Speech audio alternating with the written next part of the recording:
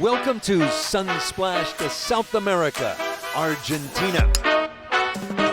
And Pilar Golf Club in Buenos Aires, where 10 years ago the Latin America Amateur Championship was born. The winner, Chile's Matias Dominguez. Since then, celebrated champions have left their indelible mark on this prestigious event, a stepping stone to spread their wings in the majors. The winner receiving an invitation to the Masters, the US Open, and the Open, life-changing for an amateur. Now on its 10th anniversary, the LAAC has returned to its original gem, and the best of the best amateurs in the Latin America region are once again ready for the test. 108 players from 28 countries and territories. The championship is back in beloved Buenos Aires.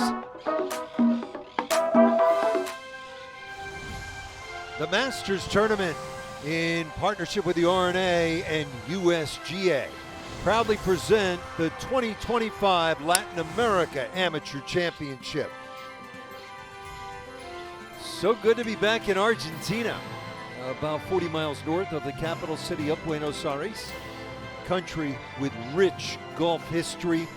Argentina Open dating to 1905, major champions DiVincenzo and Cabrera. Pilar Golf Club, 33 years old, designed by the Ronald Freem Group.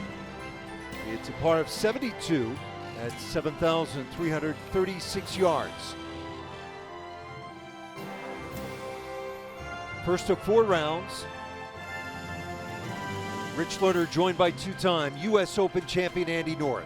Steve Burkowski and Iona Stephen on the golf course following the action, and the inimitable John Sutcliffe with interviews and some insights. Big story on this opening day. It is sauna hot here. 101 degrees with very little wind. So yes, they are watering the greens in between the morning and afternoon waves. Additional water stations for players and caddies on the golf course. Umbrellas, cold towels, extra gloves. Very unlikely we'll see players getting in work after their rounds on the range. Might be getting in some time at the pool. There's some good scoring. Here is the highest ranked player in the field. This is Omar Morales, runner-up a year ago. This 9th hole is really a great driving hole. I love the fact that he just cut it down the right-hand side of the fairway. The fairways are playing really, really fast. If you happen to get it out of the fairway, there's not a lot of rough and the ball can run sideways a long way. We've seen multiple players hit out of bounds on quite a few holes already. And now we're at the par 3 8th hole. And let's welcome Steve Burkowski. Rich, thrilled to be here as we are with the group of Benjamin Fernandez, Andrew Jarvis, and Lucas Rossler, par 3 8th, 145 yards today. Hole location tucked just off the right edge, about 4 paces on from that right side, and 14. So you're going to probably, even with the short iron in hand, Andy, think these players err just a little left of that hole location. Well, that would be the prudent play. We've seen so many players make mistakes, miss the green, catch the ridge, and it runs down into the penalty area. I would think perfect call. 15 feet left of this hole would be just ideal. Give yourself a nice birdie attempt. As we go through the telecast, you're going to see greens that have a lot of ridges and mounds in them, a lot of different areas. If you can hit a good shot in the area where the hole is located, you got some great birdie chances. At the tee shot on the way for Andrew Jarvis. That's a good one. Jarvis brothers. He's the older of the two. His younger brother, Aaron, won the 2022 Latin America Amateur Championship and made the cut at the Open at St. Andrews later that year. Andrew finished T5 last year. Next to go here at 8, Lucas Rossler, the 20-year-old from Chile, playing in the Latin America Amateur Championship for the 5th time. He's never missed a cut. Best finish tied for 9th 5 years ago. Speaking of brothers, Burko? Yeah, he's about 2 minutes younger than his brother Simon.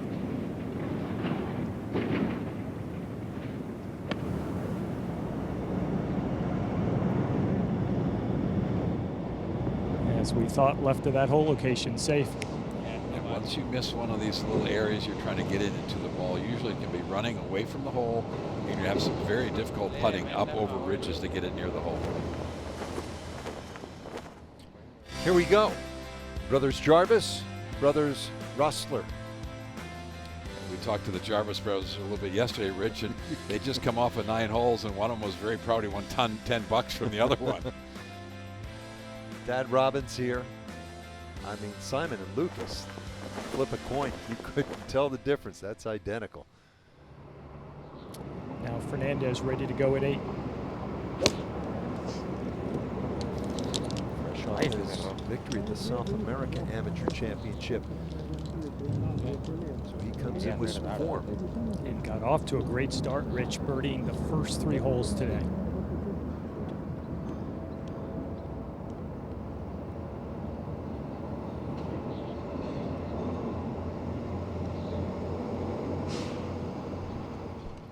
Here's a great look at the par 4 ninth. 9 and 18 share this same lake. One hole's a little slight dogleg right to left. The other one's a dogleg left to right. Iona, what have you seen so far today? Good afternoon, everyone. Well, I've been keeping my beady eye on this feature group, and I'm afraid to say they're not really lighting it up. Certainly not as hot as the temperature is right now. And of course, when the camera crews arrive, it just amplifies the intensity a little bit, and it's something that is great experience for all of these players. And I'm afraid 2 of 3 have found the penalty area, the red penalty area down the left-hand side here on 9. And they're going to have to take a lateral drop from where they think the ball crossed. Meanwhile, Omar Morales, he is an absolute country mile down the right-hand side. He is sitting in the mayor's office right now down 9th. There's so many holes out here that look like there's quite a bit of driving room, but they play a lot narrower than it actually is because the golf course is playing super fast right now. Fast fairways and soft greens. Great combination to shoot some low scores. Morales, All-American at UCLA. And one thing you'll notice too is that if you're ready to hit, you go ahead. It's hit when ready. So you'll see some players maybe while somebody else is dropping or looking at yard, just go ahead and play if they're ready to try to speed up play. I love it. Yeah, let's see more of that. Pace of play been an issue for some time now in the game. Brazilio. Yeah, they're a little bit out of kilter here. They've got some room to catch up. From 167, Marsilio, ball going a long, long way in this heat. And it's been a rough couple of holes for Marsilio. He hit the ball out of bounds off the tee on 7, but down the left-hand side with an iron, made a double. So he's under the cosh now.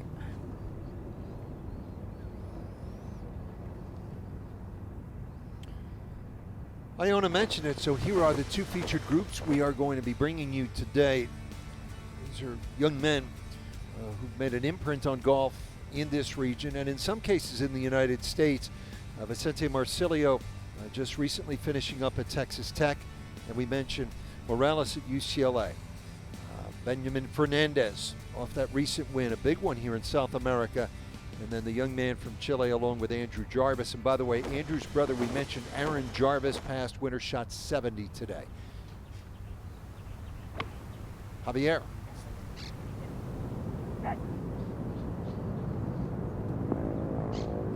Reaction says it all. They're not happy with that one, Javier. He had a perfect lie, very disappointing to compound the error. Back to the 8th hole. This is Rossler. Yeah, first of 3 birdie putts up the slope, should come down and work its way left. Good roll. Oh, yes. Yeah, great read. Urco. Yeah, broken a sweat.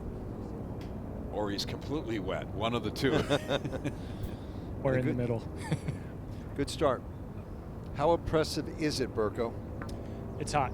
It's very hot. You mentioned it. 101 degrees. You see players getting that extra bottle of water, wetting the towel. They're being very judicious in how they go about their business.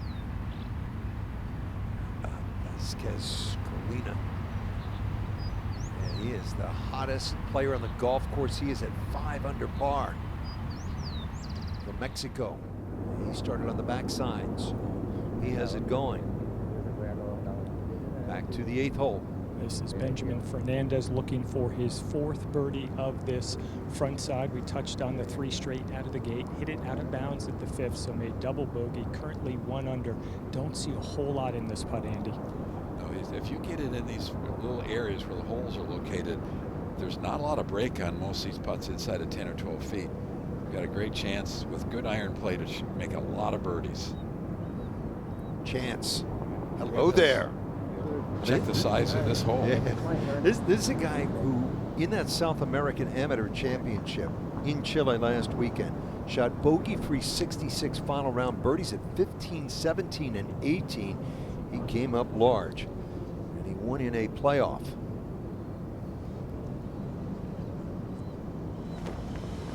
That's a big win. There he is. The experience he gained finishing like that, knowing that he can do it under big time pressure, and then getting in the playoff.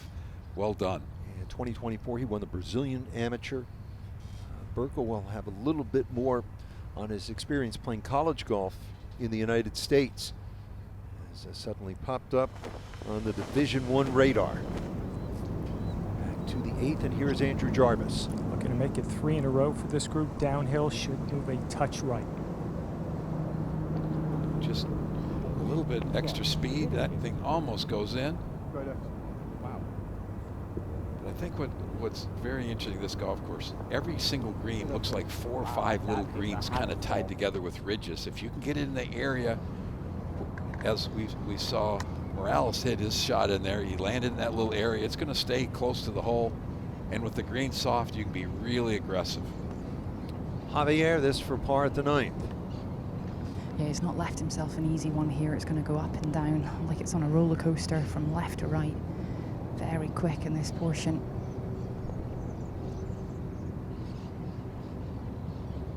Don't be surprised if you see a 3-putt every once in a while. There's some of these ridges that are very much Augusta-like, 2 and 3 feet high. If you get on the wrong side of the ridge, the speed can be just lightning quick once you get it over the ridges. Javier, veteran of the Latin America Amateur Championship, his 6th start, 4 top 15 finishes for the big Brazilian. Now Morales. Beautiful shot in here from Morales. And he hasn't really had a lot of getting going today.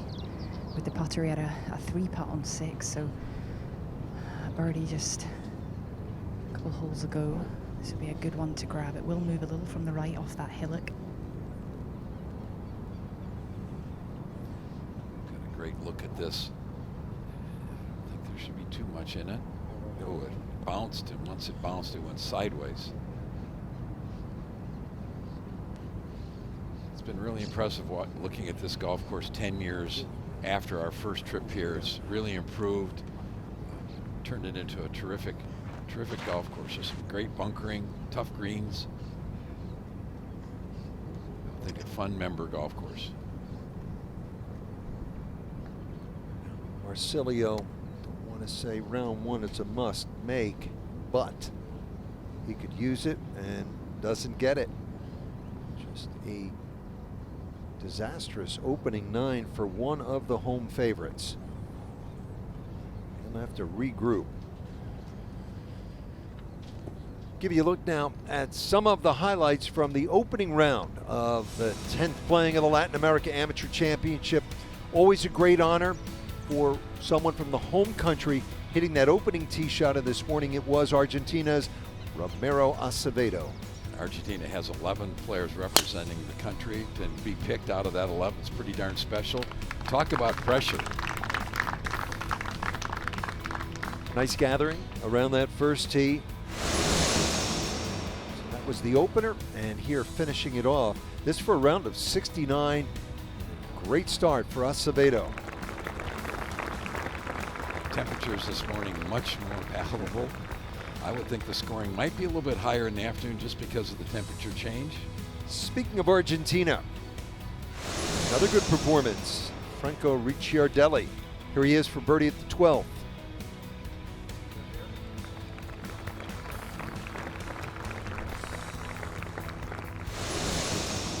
Now at 18 to finish with birdie and 5 under 67. 10 years ago, this was the most difficult hole in the golf course for the tournament. Not so much today. Well, Mexico won it last year. That was in Panama. Santiago de la Fuente. He has since turned professional. Here is a young man from Mexico, Hector Gonzalez Kramer, here at the 10th.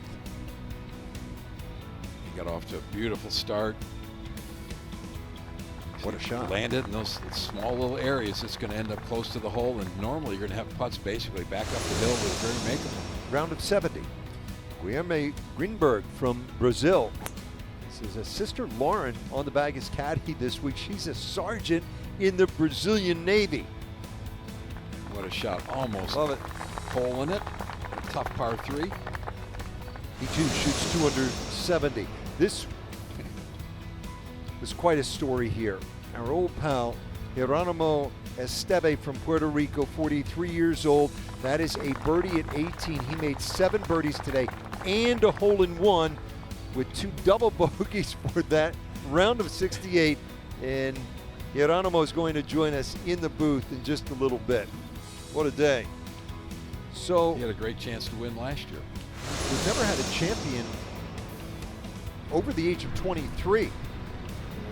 Geronimo's 43, and this man from Colombia, Manuel Merazalde, is 45, former professional, reinstated amateur. What a day he put together, Andy. And he was a heck of a player as a pro in the Colombian Open. I mean, he knows what he's doing. And this is a hole, par 5, fairly simple. We've seen multiple eagles on this hole. This is for a par. He got it under a couple of trees, knocked it around a little bit. Oh, hum, it looked like a par the whole way. That kind of day. All going his way. Various tours around the world, Challenge Tour in Europe, PGA Tour Americas. Played the World Cup a couple of times for Colombia. Birdie here at 15.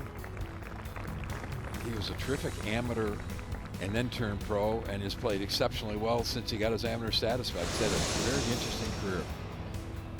Now for par at 18. This is for 66. Early lead and still leading. Early lead and early story again.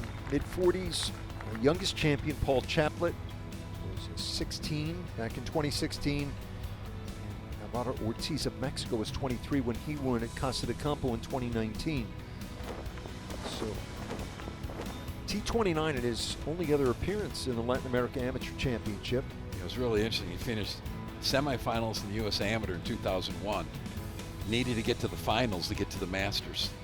He's got a chance to get back in. That's a great point. Let's go down to John Sutcliffe. Thank you, Rich. With Manuel, how would you assess your round today? Oh, it was beautiful. You know, I just went out there to have some fun.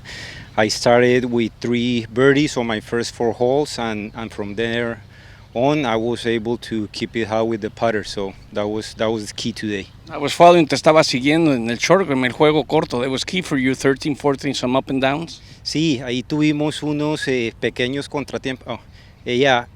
We got a little behind going to 13, so we took some time on the hole, and I was able to hold it out for par on the par 5. I believe that was 13, and then on 14 I made a great putt from the French. So yeah, those 2 holes were definitely very important for the low round today. You have a great amigo, Nico Echevarria. He plays several times this event. He's winning on PGA Tour. What would it mean for a Colombian to get it done this week with all the prizes coming up? Oh, it would be beautiful. You know, actually, Nico, he's way younger than I am, but he's an inspiration for all of us. You know, he's been able to do amazing stuff. So hopefully we're going to keep it going this week and join him sometime soon. Perfect. Not bad, eh? -6, -6. Back to you. John and Manuel, thank you very much. They mentioned Nico Echevarria. He played in the inaugural Latin Am right here at Pilar in Argentina in 2015. Colombia on top. Manuel Merazalde, 6 under 66. It is the opening round outside of beautiful Buenos Aires.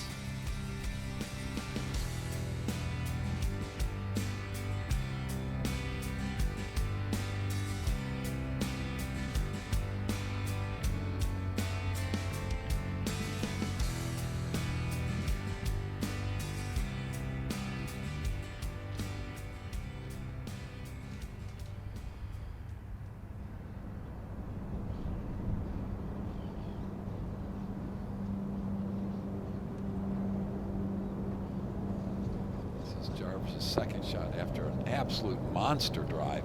Certainly was, Andy, just from 95 yards, wind hard across and in from the right.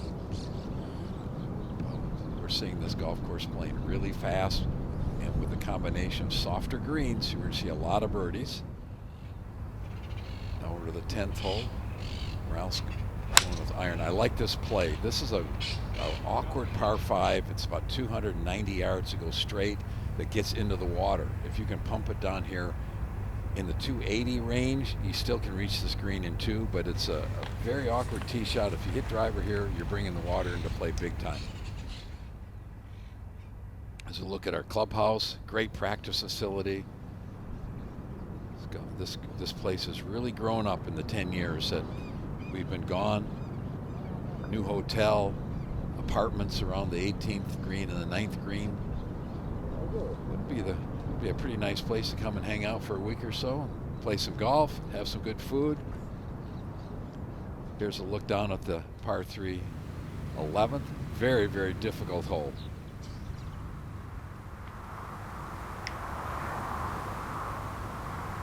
Javier, after an awkward drive at 10, he's going to have to just lay the ball up.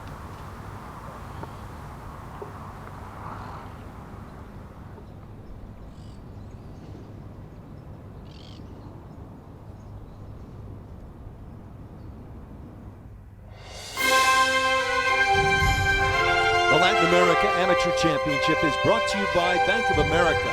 What would you like the power to do? IBM. Let's create. AT&T, we believe connecting changes everything. And Mercedes-Benz, the vehicles are all electric. So Mercedes, the choice is all yours.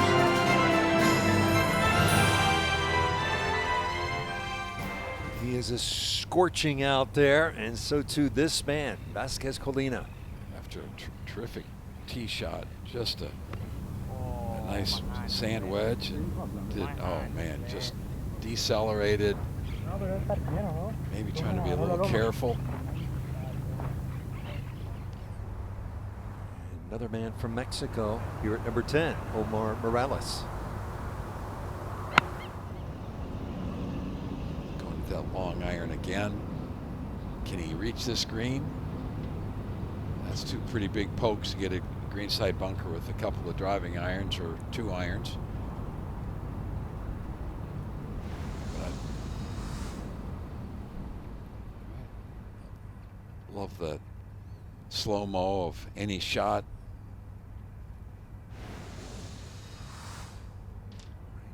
Felipe Garces Garzon from Ecuador is also playing well. This to get to 4 under. Yes. 7th of par 5. That a lot of players, will be a 3-shot hole today. Hit it down there maybe 60, 70 yards short left of the green, and it doglegs hard right at the end. Vicente Marcilio now at the 10th. 235 yards, little upslope from Marcilio. A little bit hurt in the air.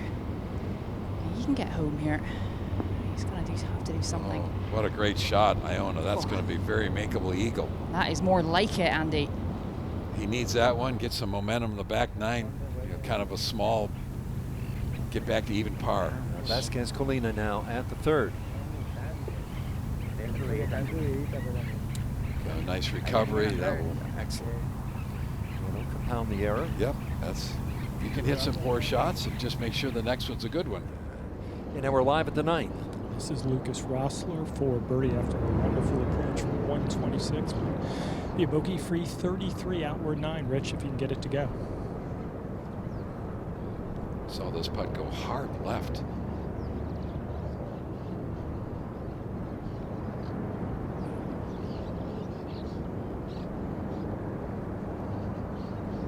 Chile has a robust junior program. They won 3 of the first 4 Latin American Amateur Championships.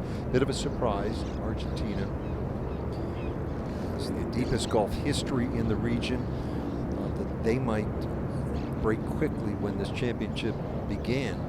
Joaquin Niemann was #1 in the world when he won in 2018 in the home country of Chile. If If I was going to bet on a player from a certain country, I would think Argentina has a tremendous advantage. These guys have all played here a lot. This is their national headquarters. And these greens are so difficult to understand. I think local knowledge will be huge. Well, that's what makes Marcilio's struggles such a surprise. Yeah. He's played this golf course hundreds of times.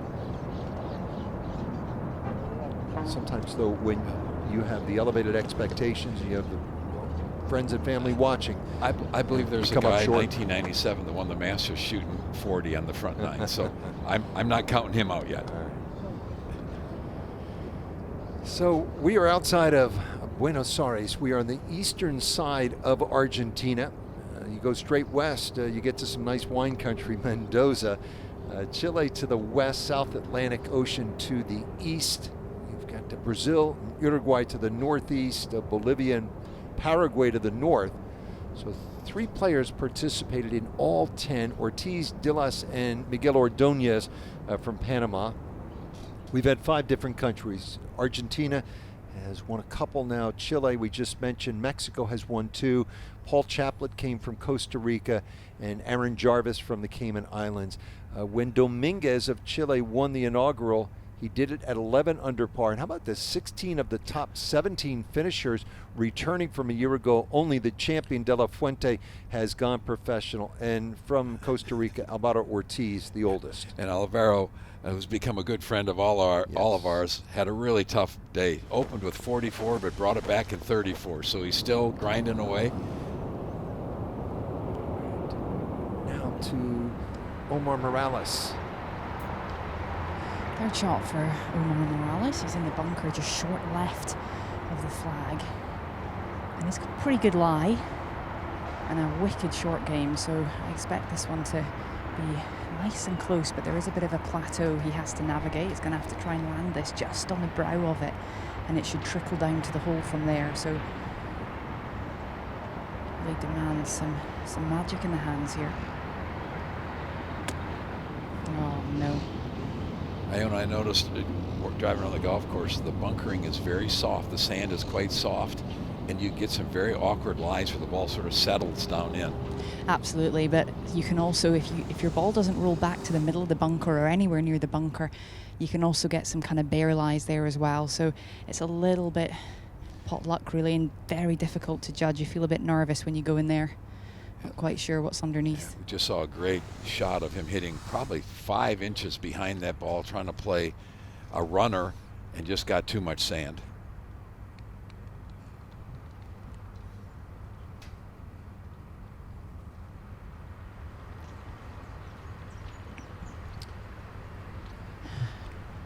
Morales will be first away now, and he's just having a little chuckle to himself, you know, kind of compose himself. But he's had a good, solid couple of holes, and he's got some good fans out here. His mum and dad are out watching. Lovely, lovely people. They've said hello to them, and he's got Ricky Carrillo, a board member from the Mexican Golf Federation, and he's out here. So is a mentor, the captain actually of Team Mexico, JP, former Mexican champion himself, very accomplished golfer, but he is now a caddy. He's caddied for Gaby Lopez, Asa Muñoz, Abraham Ancer, so some very talented players, and he's been kind of the course strategist for Team Mexico. That's JP. So he's been spending some time with Omar Morales and, you know, trying to work out what is the strategy around Pilar.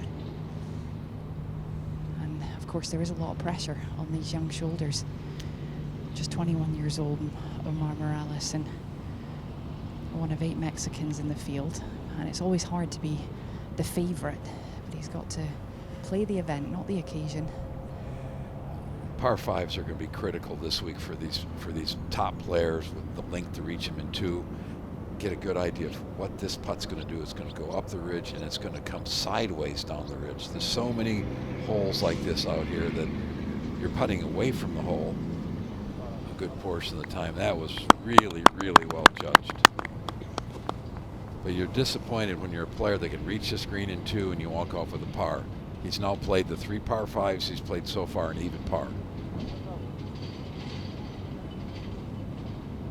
Has experience playing against some of the best players in the world. Briefly, the LACC North a couple of years ago, led the U.S. Open. Played the U.S. Open as well at Pinehurst last summer. Has played 3 additional PGA Tour events. Hasn't made a cut, but it's invaluable experience. Had a great honor of hitting the first tee shot at the U.S. Open at L.A. North. Here it is. Omar Morales, first round through 9 holes. He was at 3 under par. Take a picture. Exactly. It will last forever. Again, he goes to UCLA. Played the Palmer Cup as well. It's a good international experience. And without question, a player to keep an eye on. And our hearts go out to all affected in the LA area. Yeah. Just a terrible, terrible situation. Javier here at the 10th.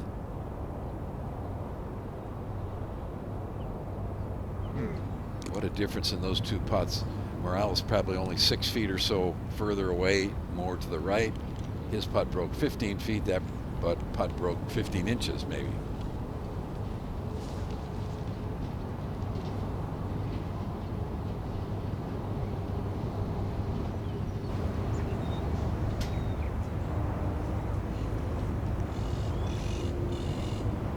Villegas is the youngest player in the field from Ecuador, Santiago Villegas.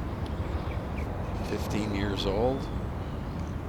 Yeah, beautiful. Judge of speed. Nice 2-putt. What a great experience. Ecuador is building a nice junior golf pipeline. So we mentioned Alvaro Ortiz at 56, has played in all 10 Latin America Amateur Championships, and now in his debut, And Villegas. Alvaro had a chance to win here the first time we came to Panama. Been a great player in this region for a long, long time. Marcilio could really use this. Not going to happen. But he'll tap for his birdie, and he will head to the 11th hole where 10 years ago, 2015, the dream began.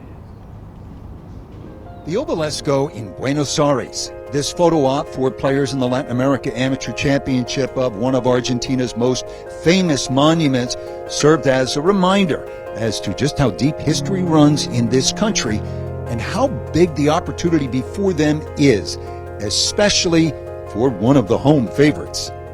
Yeah, it would be incredible to win here at Pilar Golf with all the people. Certainly top of my career, and it would feel, top of the world. I've been, dreaming about it obviously, and it's super special, especially being in my hometown, home country. All the people supporting here, it's amazing, and such a good feeling, yeah. Vicente Marcilio, one of 11 Argentines in the field and perhaps the nation's best hope, did have a presence in the inaugural Latin America Amateur Championship 10 years ago, right here at Pilar, as a 13-year-old volunteer scorer. I remember paying so much attention to what they were doing. I was at number 11, par 3, seeing them hit all the shots and writing down their scores and talking the walkie-talkie.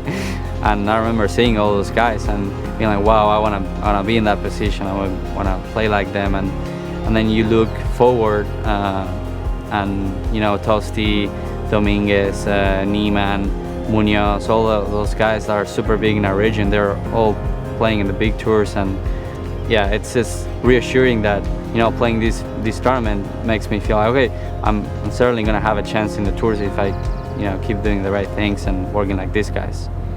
And that's at the heart of the mission of this championship, creating heroes. Marcilio has a lot going in his favor to be the next one, beginning with his local knowledge. I basically grew up here practicing and playing at the Golf Association for Argentina. And before college, I basically lived here. Played so many times that it's hard to quantify them right now, but yeah, super special. People here know me, I know them, and so it's just a good feeling out. Plus, he just recently played on the Argentine team in Copa Los Andes, 36 holes a day for 4 days here at Pilar. We won as a team. We won. It was really, really big party that night too, with all the team. I mean, it feels like playing at home, and it doesn't feel like you're traveling. you know, taking that factor out, it does feel more, I guess, comfortable and easygoing. Marcilio fits the profile of recent winners like Joaquin Niemann, Alvaro Ortiz, Santiago de la Fuente. Come close, come back, then win. Marcilio graduated Texas Tech and has delayed turning professional for the chance to win at home here in Argentina. And if he does, that will set him on his way to the trip of a lifetime. It's hard to, you know, realize how big the prize is. Just we're playing for 3 majors next year, plus a PGA Tour event. It's really surreal to be thinking that being an amateur. So that makes it super special. But also, you know, the media, all the work around, you know, the setting, how the course looks, how, you know, the details on the driving range, how it looks, how it makes you feel, you know, coming into this week. Makes you feel like you're playing for something big, and we are indeed are. Boy, I love that last quote, Andy. Makes you feel like you're playing for something big, and indeed we are. And here he is at the 11th. Par 3. 204 yards today with a bit of help down and off the right, so it's playing a little bit less than its yardage. That flag in the back right portion. Looks like there's a little bit of indecision between clubs here. And Andy, he'll have to fight his way back, maybe think about even par by day's end. Exactly, but the birdie at 10 was really huge. Get going, a little bit of confidence going. He's in a decent position to get it up and in there at 11. Vasquez Colina from Mexico. Coming up the hill. Should break a little to the right, but doesn't come enough. Ball really slowed down so much uphill in that particular putt. Mexico has invested heavily. They have a strong program, ties with the AJGA in the United States.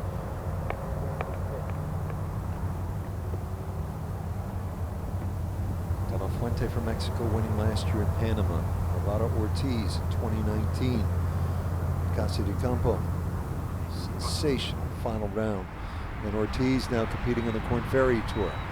And here is Morales from Mexico. Still plenty of help in the air. It's going to feed off that right-hand side. Everything feeds from right to left on this green. That is deep and left. But he does have some green to work with, so there still is a great opportunity to get the ball up and in. But his warm-up before the round wasn't as crisp as we've seen him in the past. He was hitting a few shots offline to the right. So something isn't quite right today. That's when you have to just grind it out and figure out a way to get it done. A little bit of art right there, married to sport. Andre Javier from Brazil, even par, playing the 11th. This is a man that can grind out a score. He's like a bulldog. He just never goes away. Boy, he can launch it up in the air too. He can hit it so high, so far. Again, any back hole location is really difficult here at 11. If you knock it over the green, now you've got some problems to deal with. That second one will be more difficult than the first one we saw.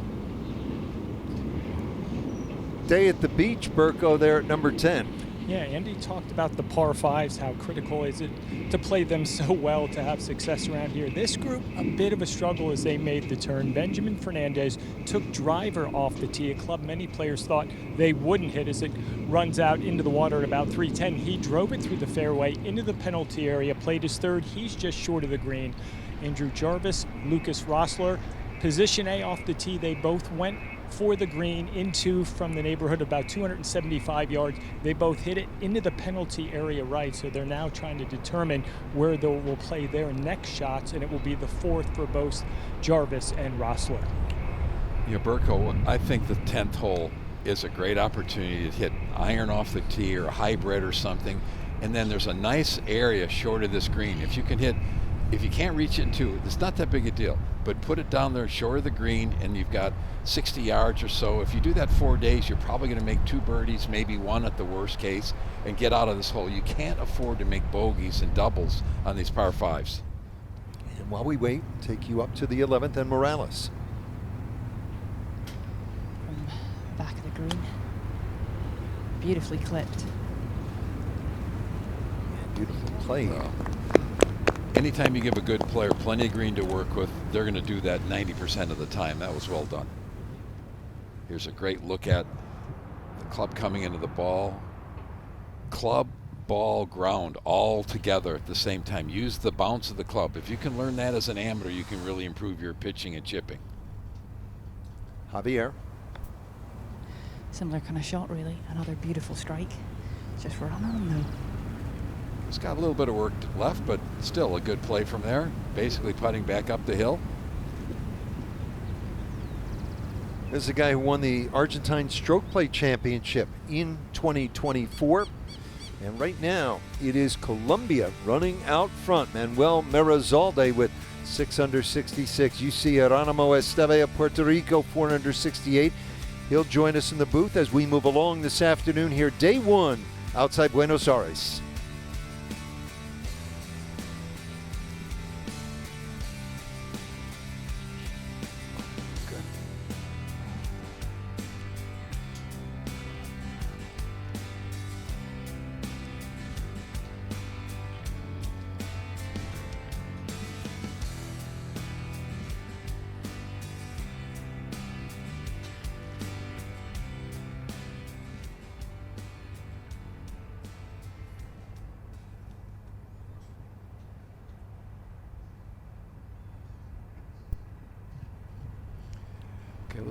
This is the fourth shot for Rossler out of the bunker at the par 5 10th.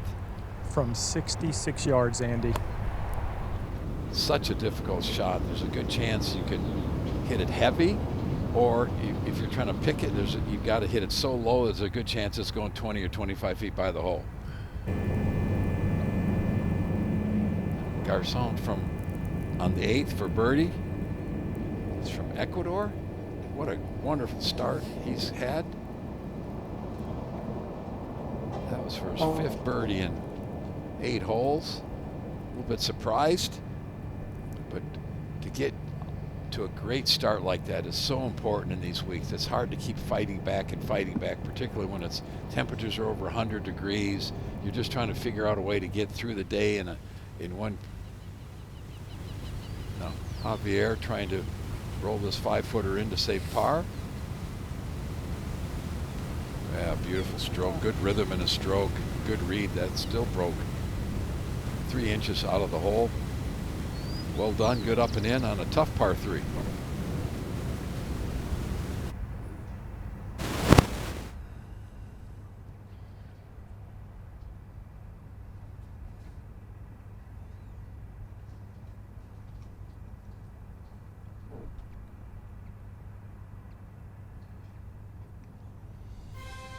Stay connected to all the Latin America Amateur Championship action anywhere, anytime. Visit laacgolf.com and follow the championship on Twitter, Facebook, and Instagram.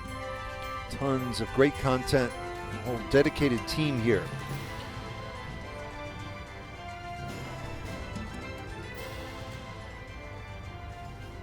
Down to the 12th, and we're live with Omar Morales. Beautiful hole, number 12, par 4, 394 yards today, so watch out, folks. This is going to get pretty close up and at there. Unbelievable ball speed, club head speed that he can generate. Watched him hit one 365 down 7. Where's this one gone? That is well left. There's some trees over there. Fairways are fairly wide in most cases out here, with trouble on both sides. But the golf course is playing fast enough that the fairways play much narrower than they actually are. Yeah, it's like the first bounce, almost if it's landing on a trampoline, really does shoot forward. Javier also letting rip on one. Bunker's not really a problem, 275 to clear them down the right. He can absolutely smoke it. Yeah, he can. He's great fun to watch. Andre Javier. Kind of hangs on his right side and hits up through it, hits it a mile high. Unorthodox.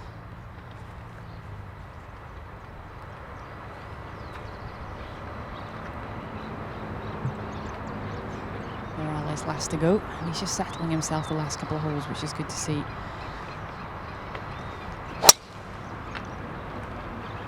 Marsilio away. Yeah, that looked like a really good swing. Where's it gone, Andy? Right down the middle. That is what we like to hear.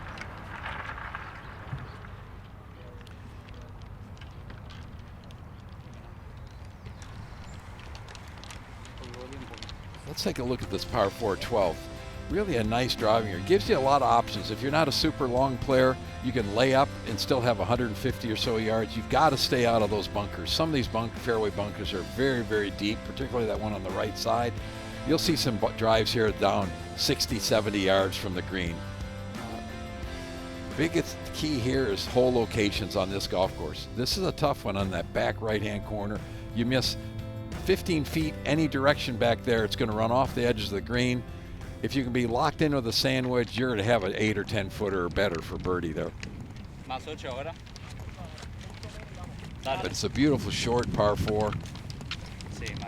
The longer players here have such an advantage as we go through these aerials, as we go through the show. You'll see that the longer guys, if you can carry 280 or 285, you can carry it over literally all the fairway bunkers.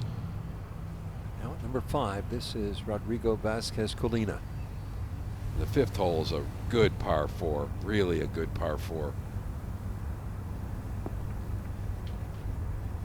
He's going to be putting from a different level, so 2 putting won't be easy.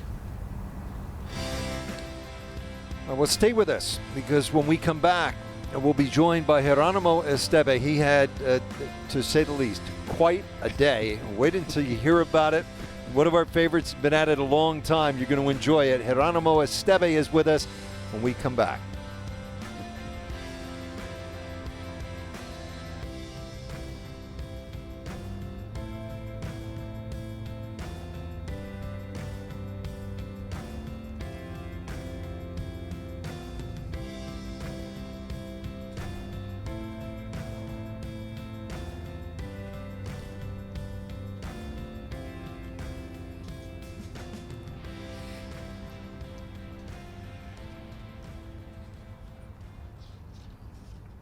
Welcome to the 10th version of the Latin America Amateur Championship. And we're back at Pilar Golf for the 2nd time. This was our first one. Fernandez now for par at the 10th. And what a par it would be, Andy. Look at there. Right on cue, Burko. A lot of maturity from this 19-year-old.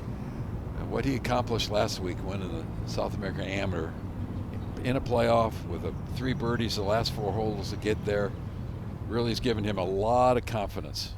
Wind picking up a little bit. It was cooler and absolutely gorgeous playing conditions early this morning. It's gotten super hot with the wind blowing. It's not cooling you off. It's like opening the door of a blast furnace. You're going to just get cooked. There's a great look at 9 and 18. 2 really nice finishing holes. If you could par these 2 holes all 4 days, you'll be happy at the end of the week. Hotel in the background where we're all staying. All the players who are playing this week are staying there.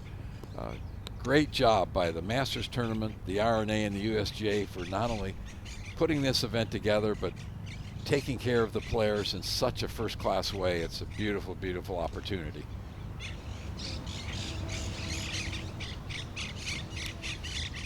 Take a look at a few scores. Scoring is going to be really good this week with the warm temperatures and the firm fairways and the soft greens. And the reason the greens are soft, they're bent and poana. You've got to put a lot of moisture on them, keep them from burning out late in the days when it's so hot. So you'll see some squeegeeing as the day goes on.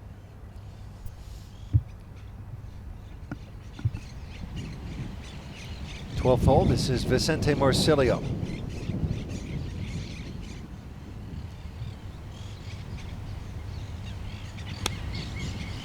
Perfect lie there for Vicente Marsilio down the throat of the green. Just a bit of wind picking up here, boys. Can catch you out if you're not concentrating, paying attention. You put a sand wedge in these players' hands, you're expecting it inside of 10 or 12 feet. This to tie for the lead. This is Rodrigo Vasquez Colina. Not an easy putt. You get very few straight putts, so judging the speed on these big breakers, and boy, that That looked pretty easy the way he handled that one. That gets him 6 under and tied for the lead. Eagled at 13, played 12, 13, and 14 in 4 under.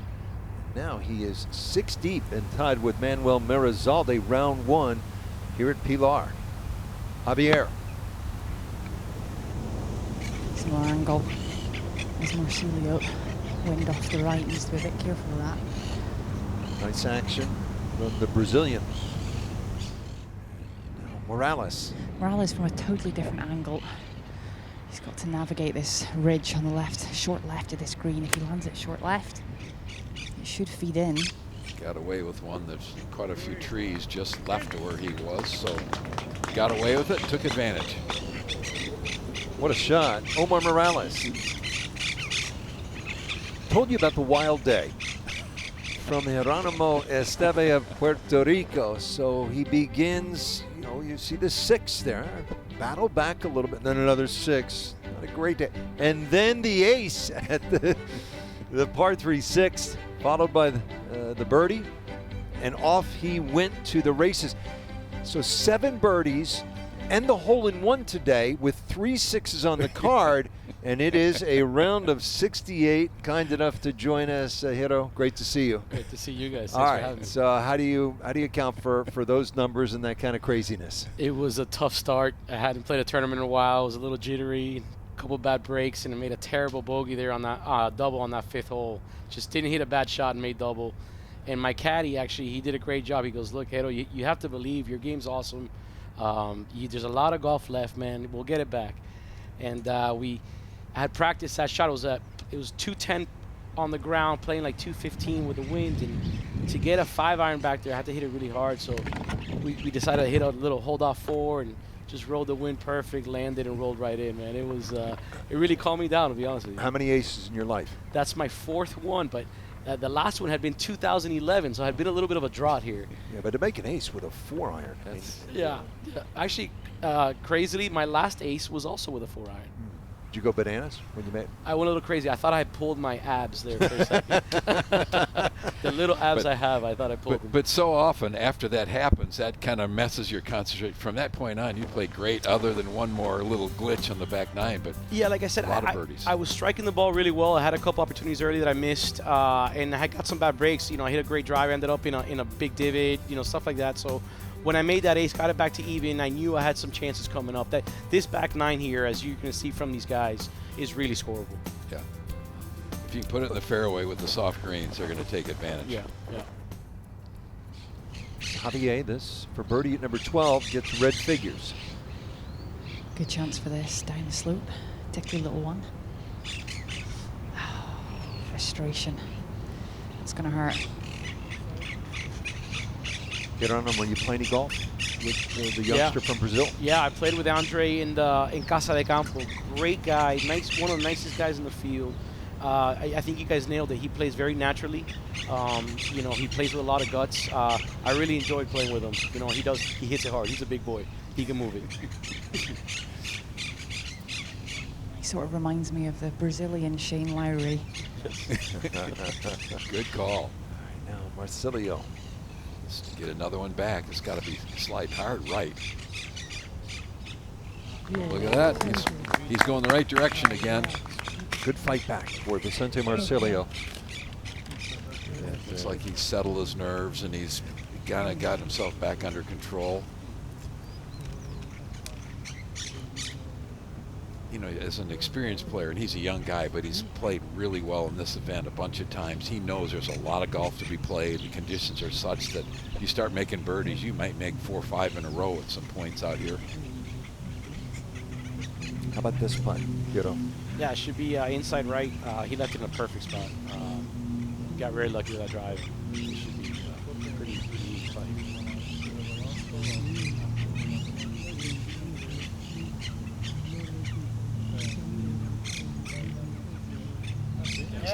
That grip is new, isn't it? I don't believe he did that last year when we saw him here. I might be wrong, but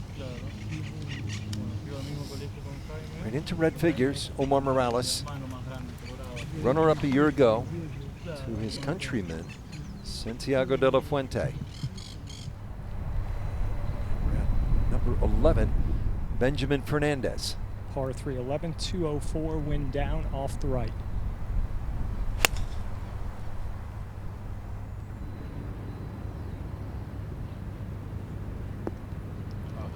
Beautiful shot. I mean, that's a hard hole location back there. That's a terrific play.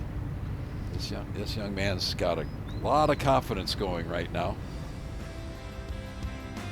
2 at 6 under par, and one of those at -4. Geronimo Esteve of Puerto Rico is just settling in. Nice, cool broadcast booth here in Pilar, as it's 100 outside. there he is. Does that look like a man who's on his way to shooting 68? Not to me. That's priceless. On the 16th hole, on the 17th hole, I'm standing on that green, and it was so hot I got loopy. I didn't know where it was. Loopy? Yeah. You're in the house with 68, Yeah. brother. I'm glad I survived. You're in good shape.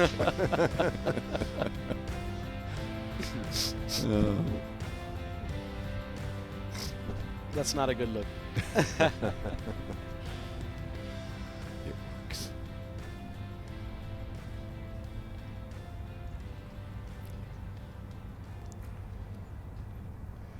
Well, welcome back. It's just a nice, cool 102. Now that's in the shade, so it's probably 135 maybe in the sun. It's sitting out in the sun. Couple of apartment buildings that are new since we were here last. New hotel, really a great facility. And the fact that the humidity is so low, sometimes, I mean, it just feels like it's burning hot out there. It is tough conditions to play. I would think the scoring in the afternoon might go up a little bit, just because the morning guys had maybe 9 holes where it's pretty comfortable, not much wind blowing. And if the wind picks up, it doesn't cool you off when it's 102. It just keeps getting hotter and hotter. But there's a little bit of breeze up on the top of the trees. Not very many clouds in the sky. It's a day that you'd love to see some cloud layer come in later on, get a little bit, help it cool it down a little bit. But all in all, it's a really good test of golf. We'll see some really good scoring. And let's take a look down at the 18th hole. This is a beautiful finishing hole. Very difficult hole location today in the back right-hand corner, playing at its max distance of about 450 yards. A tough driving hole. You've got to take it down the left side toward that cart path.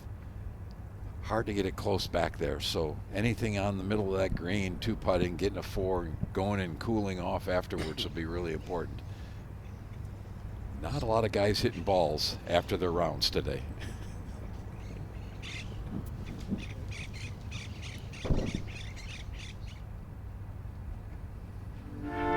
What makes the LAAC so special, obviously what's at stake, but also how elevated the experience is.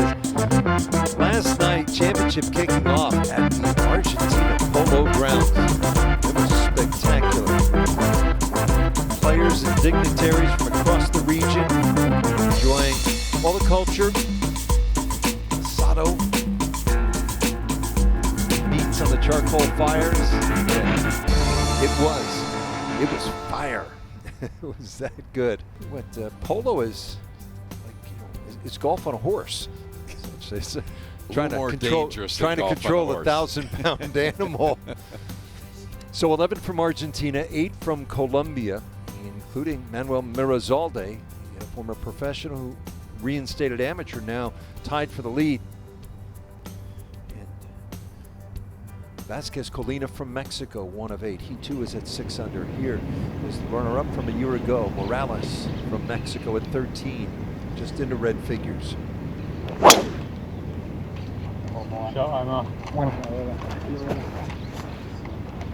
a good tee shot here at 13, it turns this into a 3 or a 4 hole, and that is a bomb. That is absolutely perfect. You're laughing, That you know? is so deep. Unbelievable. He's gonna have wedging.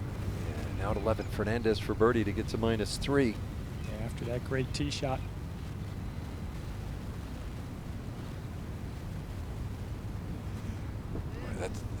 make a 2 on that hole. That is really special. Second 2 in the last 4 holes for Benjamin Fernandez.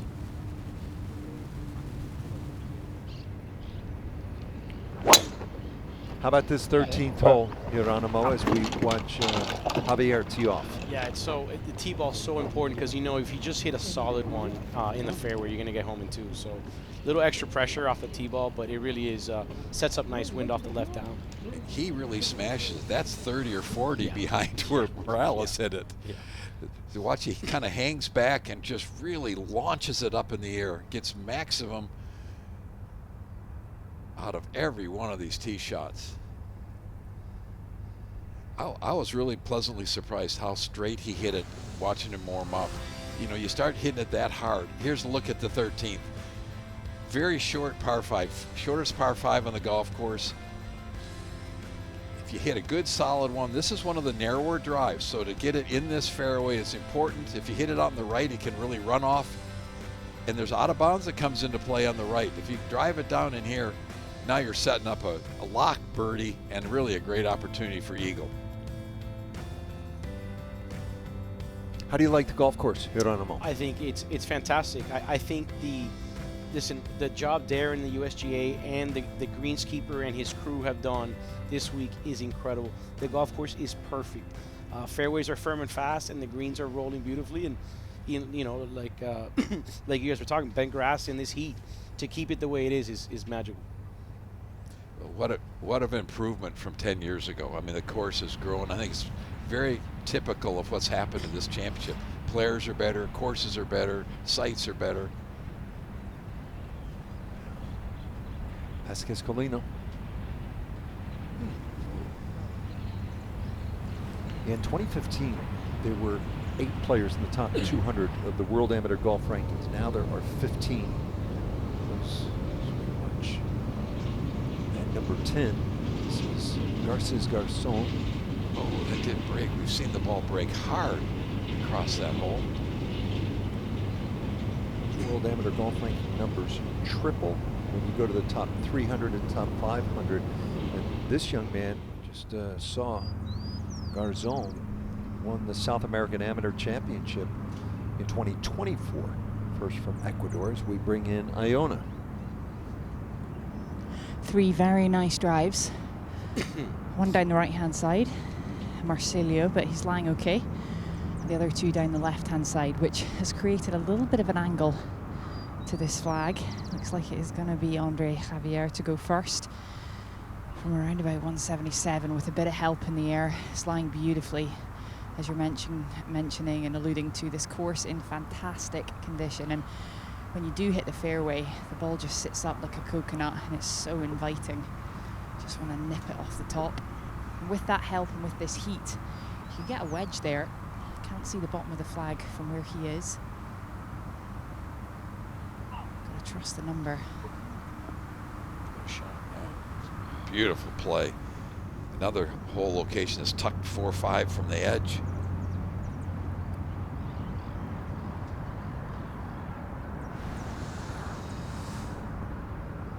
There's a great look. Really drives his legs, keeps the angle as long as he can, and just lets it go. Doesn't hang back anywhere near as much with the irons as he does with that tee shot.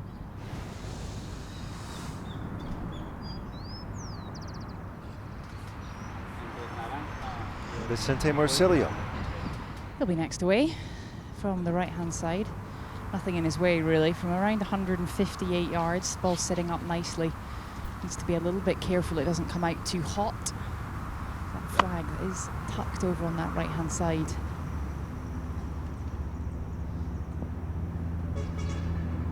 Okay, he missed the green. He's not going to be happy with that, but still he could either putt that in or even chip it in from there. It's a pretty easy spot to play from. I love this photograph right here. So this took place here at Pilar Golf Club in November. It is the Copas Los Andes, they call it, the South American Amateur Team Championship. And to me, what this says is just the joy of winning with your friends, your compatriots, your teammates is as good, Andy, and you and Geronimo, you know, as good as it is to win any tournament, an individual tournament. There's nothing quite like winning with your pals. Yeah, and those guys play a lot of golf together. You know, that Argentine Golf Federation does a great job, and they travel together. It's really cool to see. Bunch of great guys. And you saw Andy Schoenbaum on the far right. You know Andy for a long time, good friends. Andy's now involved with the RNA in spreading the gospel of the game across the Latin America region. And here now, good showing for the Argentines. Waco Luduena is going to be turning professional very soon. And this was in Mexico 5 years ago. Can it be already? Abel Gallegos. Abel was 460th in those World Amateur Golf rankings at the time. So, and then Mateo Fernandez de Oliveira, who is 34th in the WAGR, becoming the second Argentine to win. And he too has turned professional. Mateo with conditional status on the Korn Ferry Tour.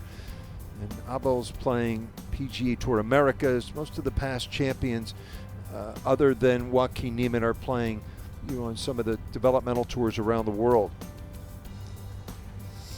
Rich, I thought the fact that we had 16 of the top 17 players this year from last year, the only player that's not here was the winner. It just shows how important this event is, that players keep coming back and keep coming back. And there's so many opportunities. Morales. 154 yards for Morales. Beautiful lie. Kind of like hitting gap wedge into these par fives. That usually helps. Back at 12, this is Rossler. From 93 yards, wind off the right slightly, and see how close he can get to that back right hole location.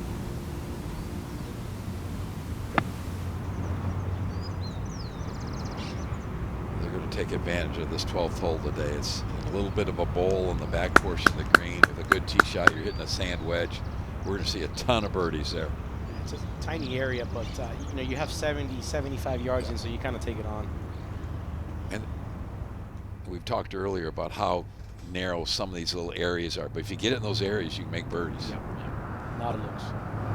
So while the players get set up. So, Geronimo, you play a vigorous amateur schedule, but so what's your line of work, first of all? Yeah, Just no, give people a sense of how you get it all done. I'm in the car business, yeah, and I've been blessed to be able to play a lot of golf the last couple of years. Fortunately, this last year I played a lot less. My son's 15, and I think I caddied for him more than I played, which is okay by me, man. Good player. Yeah, he's getting a lot better. It's fun to watch him. He's keeping you young because he's going to beat your tail if you're not careful. Actually, the other day he tied me, and that's the first time. And, yeah. So that's an awakening. Yeah, you're going to go hit some more balls. You played golf in the Ivy League at Dartmouth. You've played well in the last couple of years. I mean, you played in the Amateur Championship, the Western Am, the U.S. Mid-Am. You won the Coleman Invitational at Seminole in 2023. You played in the Crump Cup at Pine Valley. You're doing all of it. Yeah, it's been a fun ride. It's mid-amateur golf is phenomenal. Great bunch of guys that kind of play these tournaments, and it's fun. These guys, you see them, once every 2-3 months, but you spend so much time with them. They're like your best friends. You feel like you have a good crack? I mean, we're just underway, but there you are on page 1, only 2 shots back. Yeah, actually, Andy mentioned that that the guys that have a lot of distance have an advantage. I'm going to disagree with you. This golf course really sets up. Yes, you have to hit it. Carry it 280s right, but for an Omar Morales that hits it 320, 330, it really isn't an advantage out here. I think this golf course is actually a second shot golf course. I think it's really important how you understand how to use your length. And we saw him hit iron off of the 10th hole, which I think is a real mature. Guys that are long, the best part of being long is it gives you other options. Now, are you smart enough to use those options? That's exactly right. I think this is a thinking man's golf course. I think you just said it. You have a bunch of different options off the tee, and you have a bunch of different options with your trajectories into the greens. And I think whoever kind of solves that riddle is going to have a good chance. Stamina could be a factor, too, in this heat. Yeah, absolutely. I almost died today. Okay. Now Morales, this to get to -3. He's going to move off the right here, off this little ridge. You've seen Vicente's ball, so he's got an idea of the line. He's been 1 over par a couple different times in his round, and now all of a sudden you're getting it going the right direction again. So just patience is really important this week. It's going to be hot. You're going to hit some shots that maybe mentally you're not 100% with, so you got to just keep fighting and fighting. Another Argentinian. This is Leandro Mihaic. Coming right off of a pretty Birdie good-sized putt. ridge. Great Come looking on. speed. Oh, wow. Wow, good putt.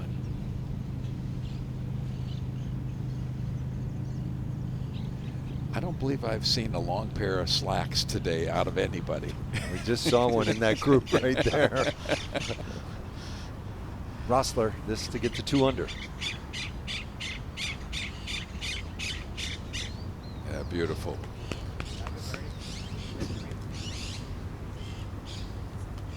Now ahead to 13. Andre Javier, this for eagle.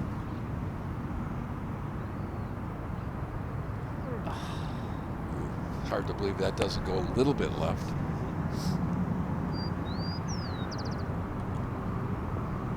Love those tap-in birdies, though. Now he's disappointed, but So there's a lot of opportunities on the back nine to score. Hit on a moment, just the significance, the beauty of this championship, the Latin America Amateur Championship. You get around the region, you talk to the players. What's the buzz? It's you know, the whole vibe, I feel, is an attitude of gratitude. You know, we are so lucky, so incredibly grateful that we get to play for this opportunity. I mean, nobody forced them to do it. It's something that came, you know, out of their own volition, and it's awesome, life changing for these kids. Absolutely life changing. I like to say, we hear this slogan a lot, growing the game, but the Masters tournament, the RNA, the USGA, they put soft spikes on the ground. They've invested in the future of the game. And you have, you know, guys like Walker. I mean, you know, Walker winning in Chile was like a big deal, you know, because he's a real superstar, I think, you know, and it's awesome. Yeah, without a doubt, you know, Puerto Rico, I see it at home. You know, more juniors playing. They're really working hard at it. You know, they want to play in this tournament. And Chris Richards Jr., Trinidad and Tobago. You know, any other countries that jump out to you that you think are in the future going to be a force? Yeah, absolutely. I mean, you know, look at the job Panama's done. Guatemala has a bunch of juniors coming up. You know, even like I said, you know, mentioned us, the islands. You know, look at the Cayman Islands with Justin Hastings and Andrew and Aaron. The Bahamas. I mean, that's stuff. I'm more familiar with them because I play a lot of golf in the Caribbean, you know, Golf Association. But I mean, the fever to get to this point, to get to this event is real. It really is driving kids to work at it. well, I think it's been really interesting in the 10 years we've been doing this. Swings on the range 10 years ago here, you're going like, whoa. Now there's a ton of good swings. Technique's good. Quality of equipment that guys are playing. Everything's elevated dramatically.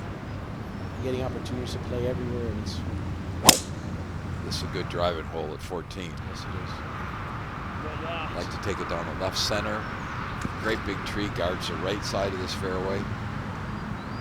Landed, the thing is, it landed really hard. And on 10, I mean, on 10, I hit this like, what? So this is what's at stake. The invitation to the Masters. The U.S. Open is going to Oakmont. And then Royal Port Rush in Northern Ireland. Hero just threw his hands up like, oh, to be there, right? And the amateur goes to Royal St. George's and Royal St. Port's. The Olympic Club for the amateur. What Yeah. a spot that's going to be. Colt Knost won a U.S. amateur there. So here's a perfect example of Morales understanding what he needs to do. Just take an iron and pump it down there 270, be perfect. That's right, Andy. You do not need your driver here on 14, despite the fact there's a bit of hurt into your face, that wind off the right. Should be good, I think. Looks pretty solid.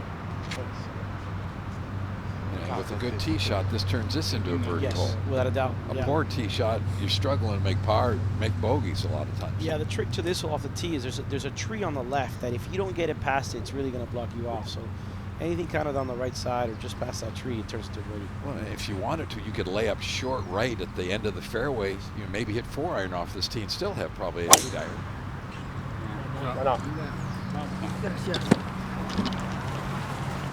Pick that one up. This must be good. Easy. You can get all the way to the end of the penalty area, that's perfect. That's just going to be no more than a wedge, probably. This is a country that absolutely loves its sports and its heroes. That's River Plate Stadium. You think about football in this country, it's Messi, and then obviously Maradona.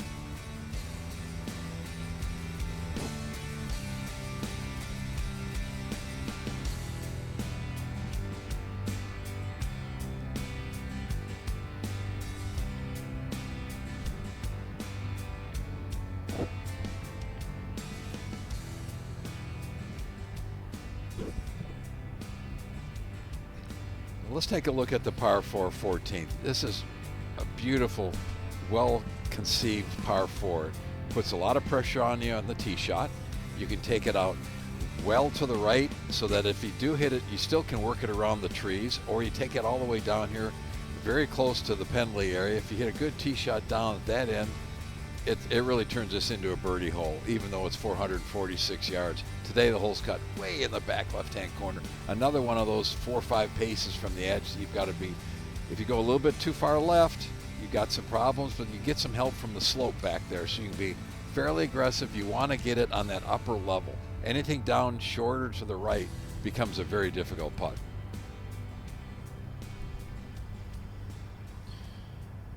Three players here have all hit beautiful tee shots at 14, so I'd expect we're going to see at least one birdie out of these three.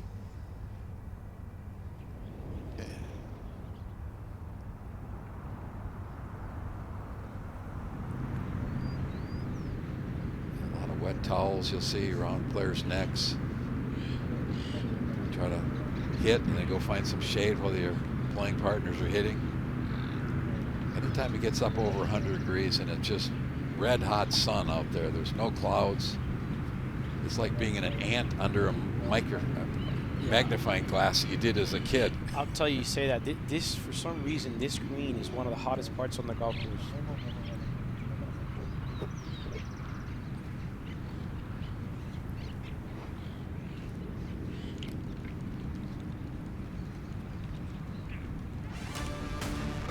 Y los segundos 9 hoyos prometen un emocionante final.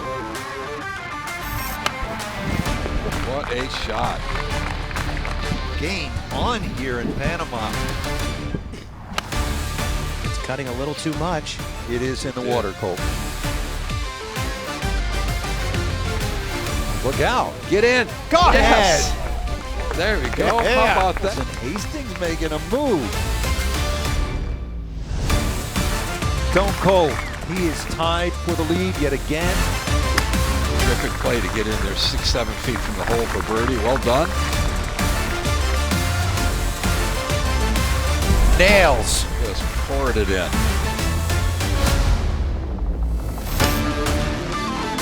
Oh my goodness, what a shot. Santiago de la Fuente at 17. And he has the lead as he walks to the 72nd hole.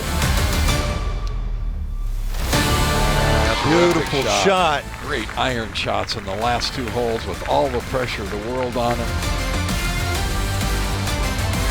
De La Fuente has won the 2024 Latin America Amateur Championship.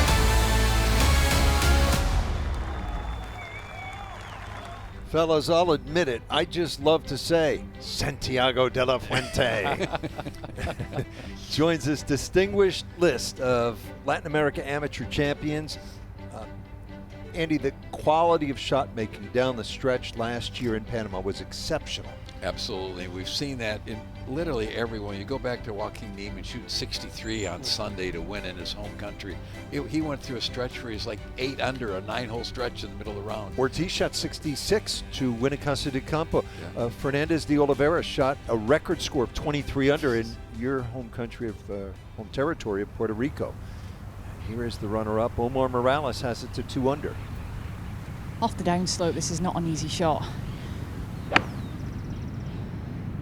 Sprayed it off to the right, it looks like. He's trying to throw it out to the right and draw it back in there. Just hung out.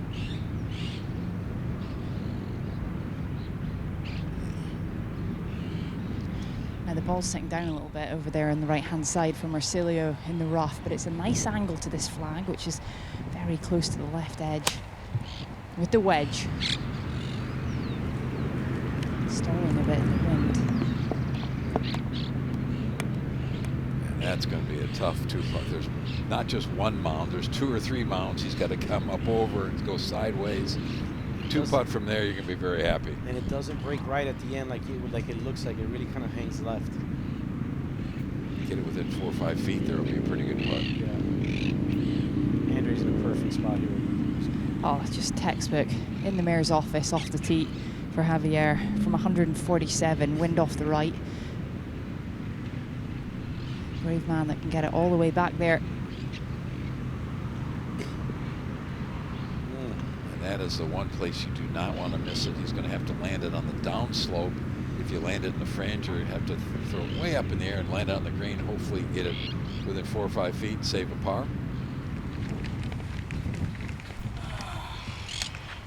Second for Rossler here at 13, the par 5. From the center of the fairway, 187 yards to this whole location.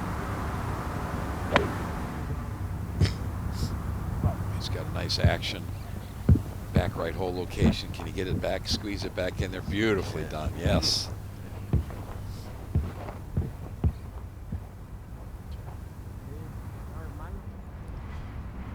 Colina now, there's some trouble here. Par 5. Hole's cut way in the back portion of the green. Can you get this up there and give yourself to save a par? I just got it caught in the bank. It's going to come back down the hill, so he's got some work left just to make bogey here. We've seen a lot of the players mess up the par 5s. I mean, they're reachable for the longest guys, but a couple of them are 3-shot holes. If you don't have to smash it, just hit it down the fairway, lay it up in a position where you can get yourself a nice angle for your 3rd. And I think the 7th is one of those holes. We've seen some players hit out of bounds. They've got it inside the golf course, out of bounds down the right-hand side because they thought it would be dangerous for players going up 2. Now he's got a lot of work just to get this up and in. That hole became really tight now with that in course out of bounds on the right. You really got to think about your tee ball. But it's a hole that you could hit a hybrid or a driving iron and hit another one and still have a little 70 yard. Yeah, exactly. Yeah, I think even closer with because it chases downhill there just in front of the green.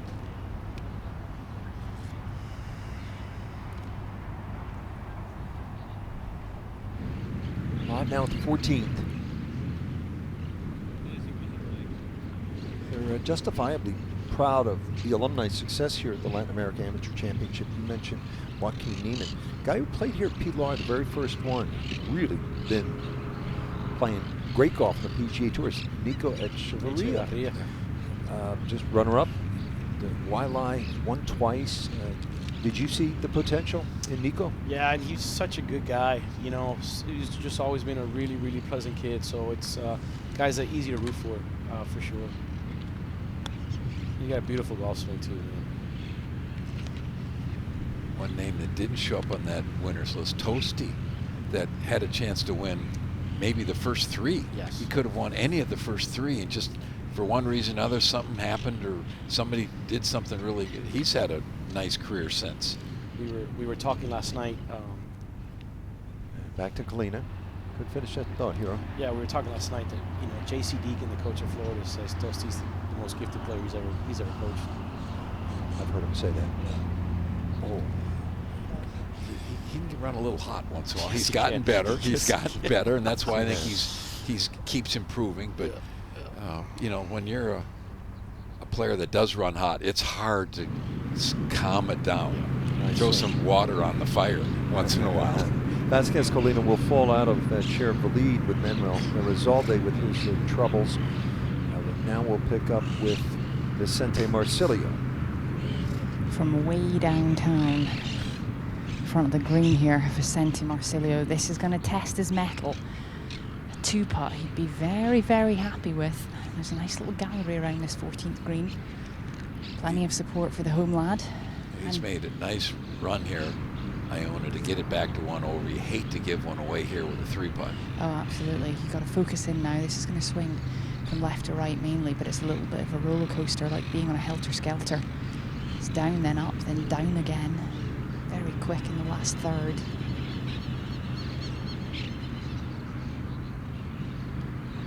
You see, just kind of hangs. Just hangs. It doesn't keep going to the right, but that's not bad from there. I think. I believe Iona just gave us a Marv Albert. I don't know if she was aware of it, but she gave us that from way downtown. Did you catch that, Andy? I As did. a basketball I did. lover. All right, this for Eagle now, Benjamin Fernandez. Yeah, 2 quality shots here. This, if it goes, would move into 5 under.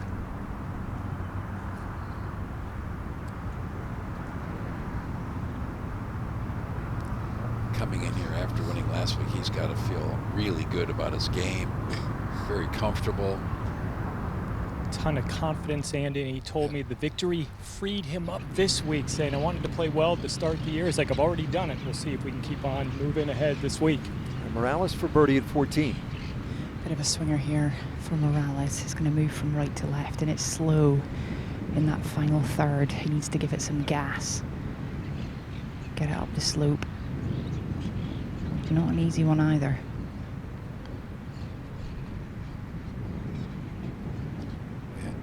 Hopped a little bit, took a little bit of the speed out of it. It's a full swing right there.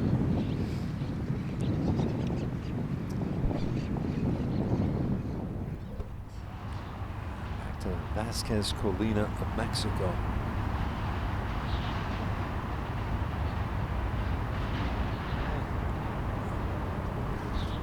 Double bogey on a par 5 that you probably think you're going to birdie half the time.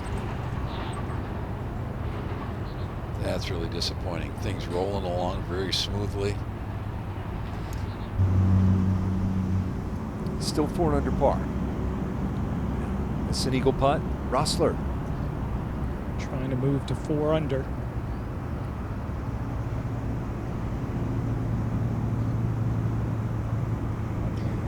Sure seems as if the front 9 is more difficult with the 2 9s. You agree with that? Yeah, without a doubt. The first 6 holes are pretty good holes. They are. If you get through those, then you have some fun. Yeah, good putt, Javier. That's a great up and down from that left side. That's not easy what he just did. Shane Lowry-esque, some might say. Yeah. That's a good call. Yeah, I mean, and like we said, that 7th hole, which when we played a practice round, was kind of a gimme hole. With that in course now out of bounds, it's not. You know, it's. So yeah, I think 1 through 7 you can kind of make some mistakes, but definitely the back 9 you just have a lot of little wedges. 9 and 18 are probably the critical holes. Yeah. Other than a couple of par 3, I mean, I think some of the longer 6, they're tough par 3s, and you got to be careful with the par 3s on the island. It's a big putt right here from Marsilio. It's got to be just left edge, doesn't it? Beautiful. Well done. That's a great 2-putt. Keep the momentum going. Don't give away something. He was very happy with his wedge second shot, so to be able to get out there with 4s, terrific. He's right. He's right at the ship. Get a couple more and get in 1 under after that front 9 would be a terrific. Yeah, like you said, he's got some chances. See how Vasquez Colina bounces back here at 8 after the double. Pretty good hole location here. It's 145 yards, so it's a short enough shot that players can take advantage of it. But if you don't get in this little pocket, it's in such a good spot. They put that pin in such a good spot. It feeds in there if you just kind of get in like a little, 5-yard circle, But if you're 7 yards short, spins back down the front of the green, 2 putts hard from there. This is a young man from Haiti, Pierre Campa. He is 16 years old. Go ahead. And for more, let's go down to John Sutcliffe. Thank you, Rich. It's one of those great stories from Haiti. There were hurricanes that devastated the country. He was adopted, given an opportunity to go live in California. At 16 years old, he's had a chance to play some golf in Scotland. So sometimes these natural disasters have put players in different positions to make it good. So Pierre is the prime example of a kid who has been given a second chance, adopted, living in California, playing the Latin American Amateur. So in these 10 años, in these 10 years it's great to be able to tell those stories. He's 16 years old. Maybe this will get him also at some point to a college to further his preparation. So Pierre Campa es un ejemplo. It's an example of what this tournament's all about. Well, Steph Curry's tour that he's created for youngsters, and boy, there's been a lot of people that he's changing lives. I rode over on the bus with him. He's such a nice kid. Such a nice kid. Yes. Did a story on Steph Curry's underrated tour. He told me that golf brings the world together in a way that is truly meaningful. With all your travels, both you guys in the game, you would agree with that. Absolutely. All right, so we're live at the 15th tee. It's been a good fight back, I think, from Vicente Marcilio. Shows a level of maturity. And Morales also, he was over par. He's made 3 birdies since. So these guys are getting themselves back into this tournament. You know, and we can't forget, guys. You know, they're kids. They're just out of college. You know, the amount of pressure both of them had on them this week with the interviews, with the expectations, with being the favorites. That's hard, you know. So it's nice to see them settling in. I really like this play at 15. Playing the back tee. If you try to hit driver, it ends up narrowing down into a really narrow area with a penalty area on the left. With the iron, you can take it at the right-hand bunker, and the fairway's 40 or 50 yards wide there. So I do like this play a lot. Yeah, I chose this play, and then I managed to hit it right in the middle of the lake. So.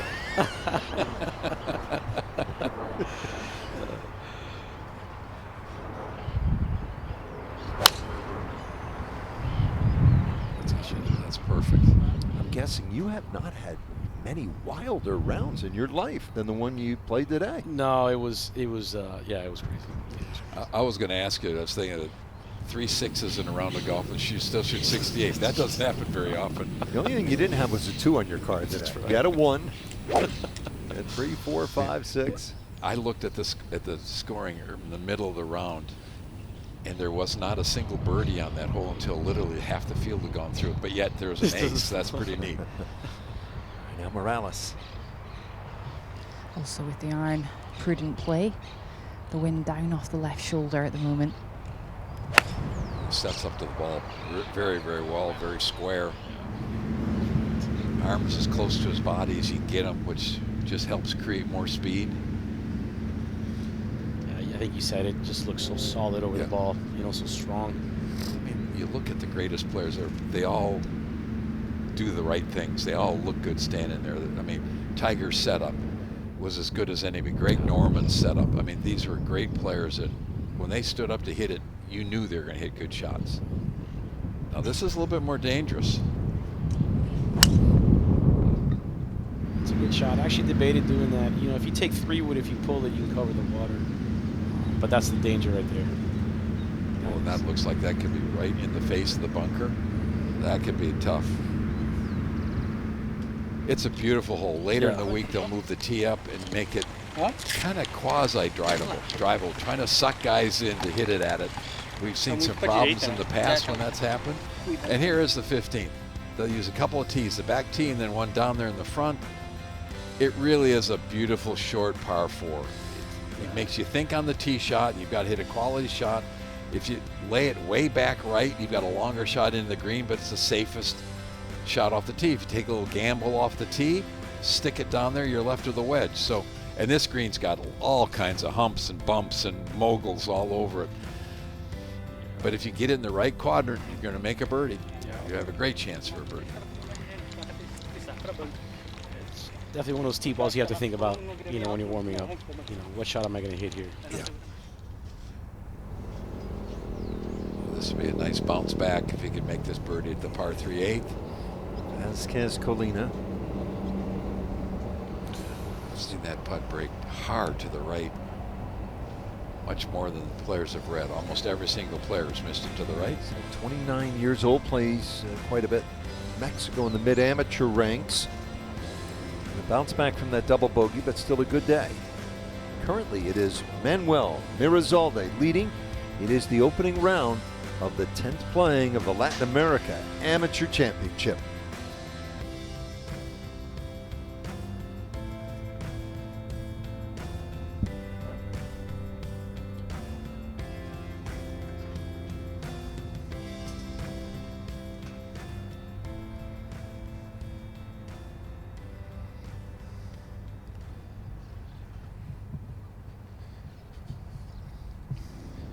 Let's go to the 14th hole. Fernandez hit his second after a perfect tee shot. This from 156, Andy. Very small area to get the ball back around this hole.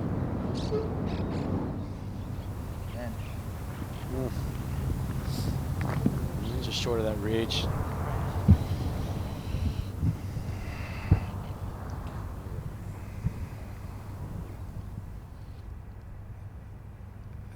Tough driving hole, the 9th. Got to just make sure the ball will not go left off the tee. Block it out to the right any way you can. Get it on the golf course. Some trees over there if you go too far right. Kalina. Really nice shot at the 8th to kind of settle the nerves after the double at 7. And this is a long enough hole that you kind of have to hit driver. You do have the choice to go something else, but then it sets up a long second shot. Yeah, the green's so big that, you know, if they put any back pin, you want driver. He's staring it down. This may. Oh, this is good. This is down the left center, and it's down there a long, long way. Hang on. Hang on. Okay. Might be an awkward stance, but it's okay now.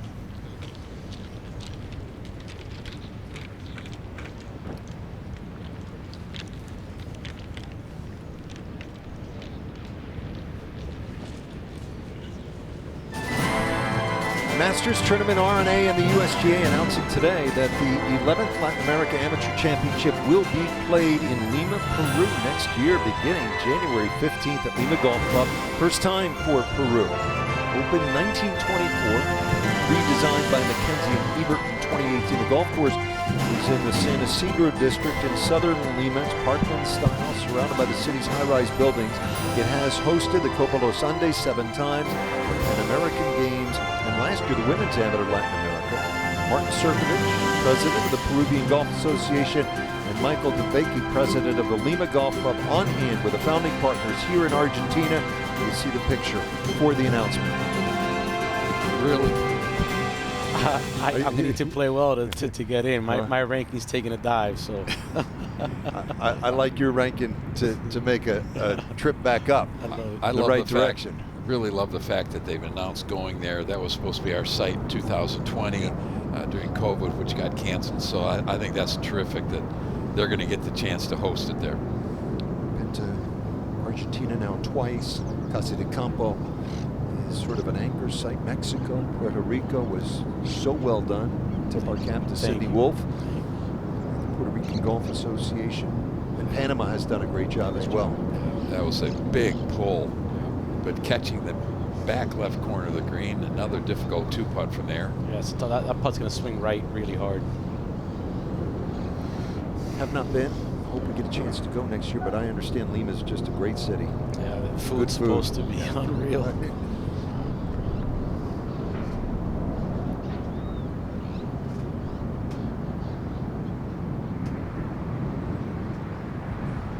Marcilio.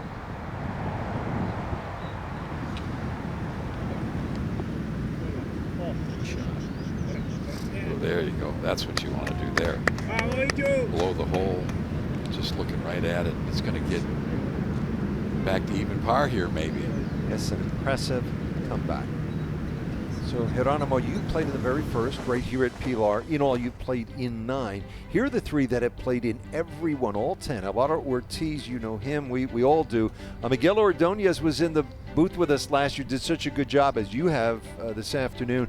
And Jared Dillis of Bermuda. Hats off to all 3 of these guys. And how about Ordonez has got a huge job in Panama. He's become right. the director of all sports. Minister of Sport. Anything that happens, you want to build a stadium, you have to go through him. You want to build, it's fantastic. We talked about it last night a little bit.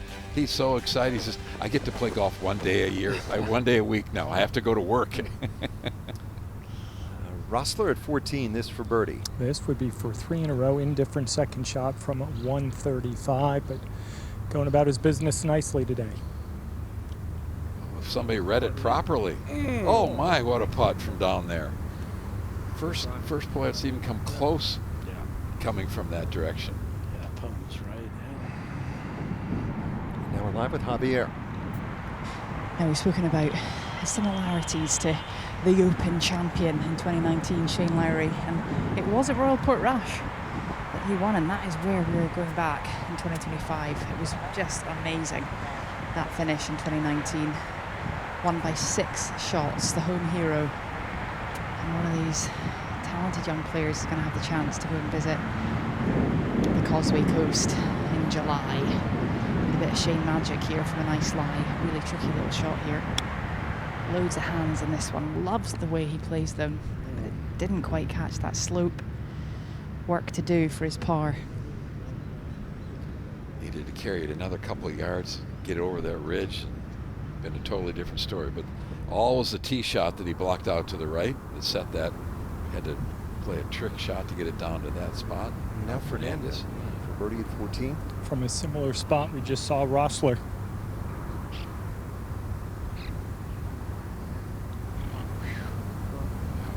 Fantastic putt from down there. Sure wouldn't want that over again. He looks very relaxed. Playing with house money a little bit. Yeah. I think it's just outside. Back at 15. So we're talking about Shane Lowry, and he beat the Englishman, Tommy Fleetwood, by 6 shots. And another Englishman that's on my radar right now is the caddy of Omar Morales. His name's Mark. He's just standing to the left of me, and he is in fact from England. He's from East Grinstead, and they met last year on the range when Mark was on holiday with his wife and kids in Florida, and they just got chatting, they got along, and Omar's brother couldn't make it this week, so he gave Mark the call, and he flew out from snowy England in East Grinstead. Out he came, and actually Omar gave him a call last year when he went to open qualifying at Burnham and Barrow, trying to qualify for Royal Troon, and Mark caddied for him. They got on well, and Omar decided to give him the call. He said, out you come to Argentina. Probably about an 80-degree difference. Yeah, I'm not sure how poor Mark's coping with this heat, but from left to right here for Morales.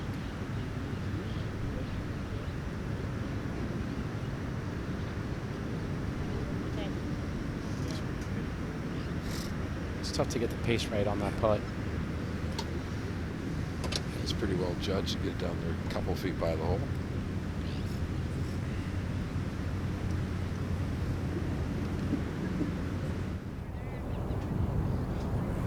Set number 9. This is Vasquez Colina. All the way down on that club. Tendency is that is gonna go left off of that lie, and that one didn't. Got a flag. Right idea.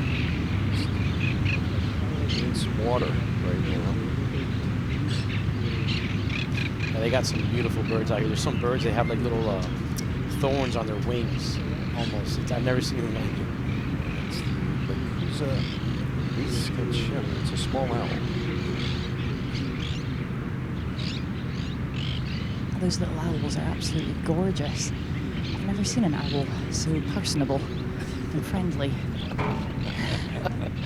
Or in the day, quite frankly. I thought they came out at night time. Wonderful wildlife here. People part the golf course with the water, rippling its wind. A welcome wind. It's a quick putt down the slope. Go on, go on. Oh.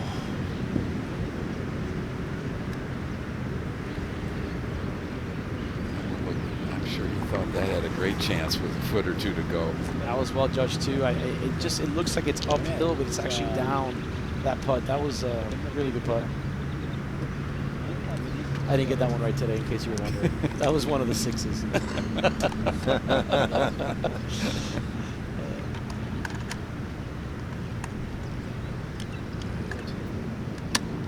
This is Vicente Marcilio. See how good his owl eyes are. This is the Sir David Attenborough section of the program today. This would be a great one to make. I am going to get back to even par after that start. This would be fantastic. Go on. He's locked back in. He's doing his thing. This is impressive.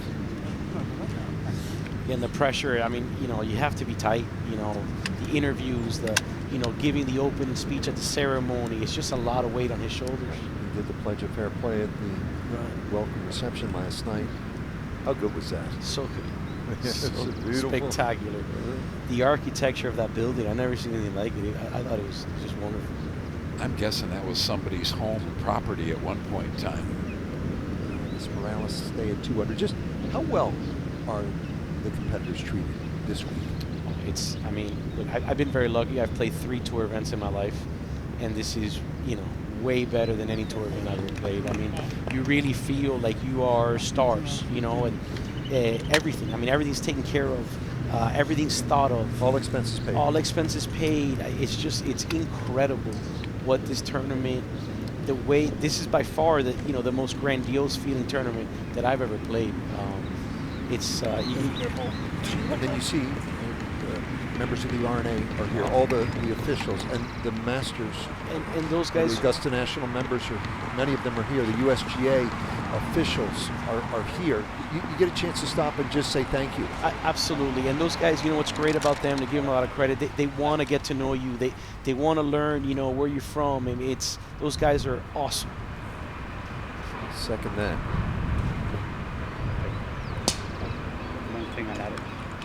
So it's 108 players. Geronimo Esteve is in the booth with us now after a sensational round that included a hole-in-one, finishing with 4 under 68. He's very close right now. So 28 countries and territories, like Geronimo's Puerto Rico, Argentina, the host country, with 11, then Mexico and Colombia with 8 apiece. Morales, the highest ranked player in the world amateur golf rankings at number 12. And then, as Andy previously mentioned, 16 of the top 17 from a year ago in Panama are back. Only Santiago de la Fuente is not. He has since turned professional. Recently had a good finish in Asia, top 25. This is actually a tighter tee ball than you think. Yeah, it's really a great driving hole. I thought this is maybe as nice a tee shot, standing on the tee, looking at the hole. Yeah. It gets narrow down there.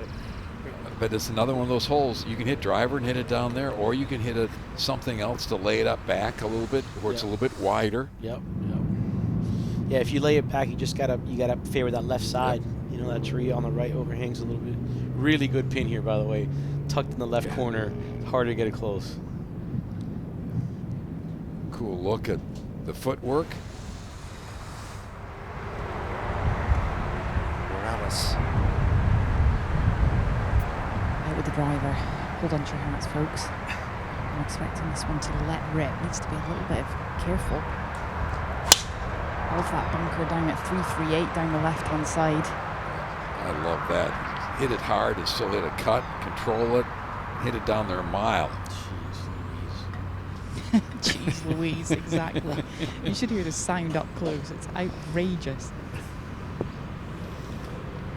Watched him this group hit their tee shots at the first hole, and he hit one over that right-hand bunker that was still going up and hit about 280. He's really hit some really nice tee shots today. I'm very impressed. He just plays with a lot of confidence. You know, I love that about him. You know, he just trusts his game. He trusts his swing. You know, he's got 4 top 15 finishes here. I mean, that's saying something over the years. Third shot now at the 9th.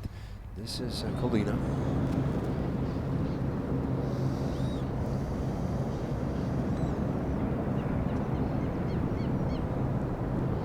Easy.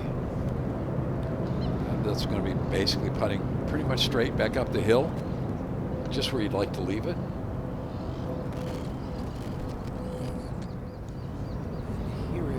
Pierre Campa from Haiti. This is for par. This is a pretty respectable performance for the 16-year-old. He has competed in the RNA Junior Open 2022 and 2024. And I love what he said. being successful doesn't always mean earning first place in the tournament. You listen to the founding partners, and one of the themes that you hear over and over is where this game can take you. Geronimo, you're 43. You would well know that. And he's just beginning his journey in this sport. And it has now taken him to Argentina, and who knows where else around the globe he will go, chasing his dreams. And maybe someday, you know, he'll win this championship and go to the Masters, the Open, the US Open. What a sport.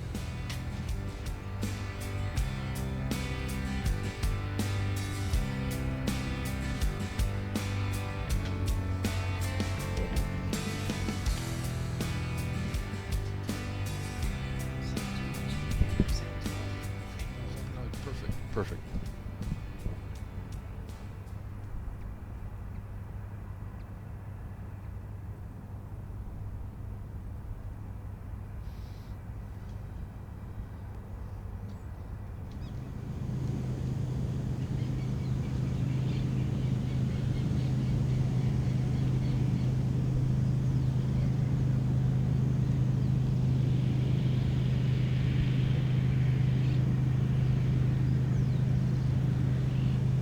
Here's the par 4 16th. Great look at this hole. Huge tree that guards the right-hand side of the fairway. Anything down in that right-hand bunker, you've got some problems. So you want to be down the left-hand side. Even if you get into the left-hand rough, you can work the ball up on the green. Beautiful driving hole, 415 yards. Hole location is the key on almost every one of these holes. It dictates how you play the hole. In that middle left-hand corner, if you can get in that area, everything is going to work down toward the hole. You've got a great birdie opportunity. Yeah, I think you nailed it. I mean, you know, this is a hole where you know if you hit a good tee ball, you're going to have a little wedge and you got a birdie look, you know. Getting a game plan here, understanding how you want to attack the golf course. There's some hole locations you can be super aggressive. There's other ones you've got to be very careful with. This is one that you can be very aggressive with a wedge in your hand. Yeah. You got a little backstop. You can throw it past the hole, spin it right down there. You nailed it. That's exactly the way to get it closer. You got to hit it kind of just past it on the left, and it should come right back to the hole.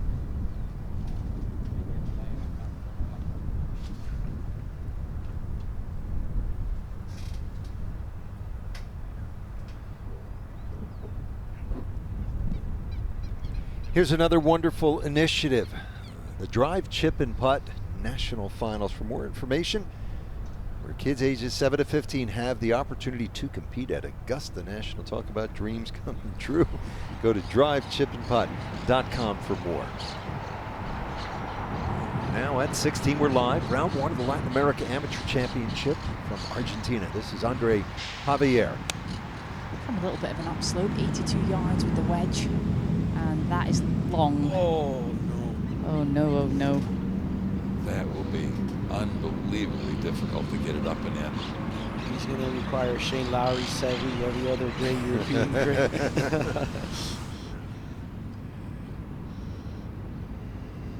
That is a criminal mistake. Club shuts down, pulls it a little bit. When that happens, it'll go an extra 10 yards. And this is one hole you've got to be so precise. Yeah, I mean, it's not a pin from Muggs. It's a prickly one. You've got to be really focused, so precise, and that's something that Vicente Marcilio has been working on, this pre-shot routine. He's had his psychologist out working on it from a yard closer, 81. And this looks long as well.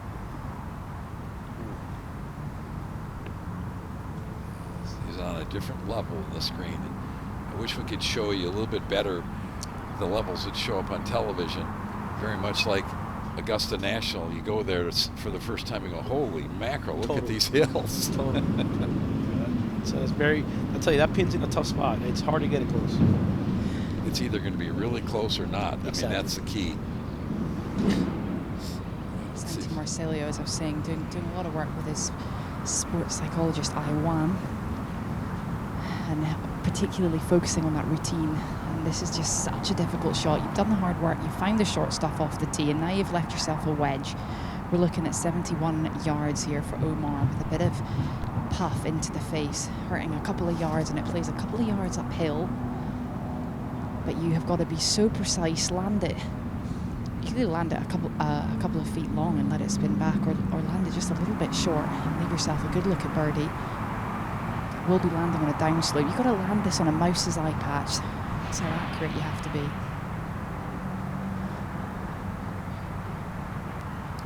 I think because it's a little uphill and the ridge sort of hides the bottom of the flag so you don't see the green. This is when you have to really be locked into your number and play the number instead of what you see. Yeah, I mean the shot's to spin it with a 60 past the hole and use that slope. That's the way.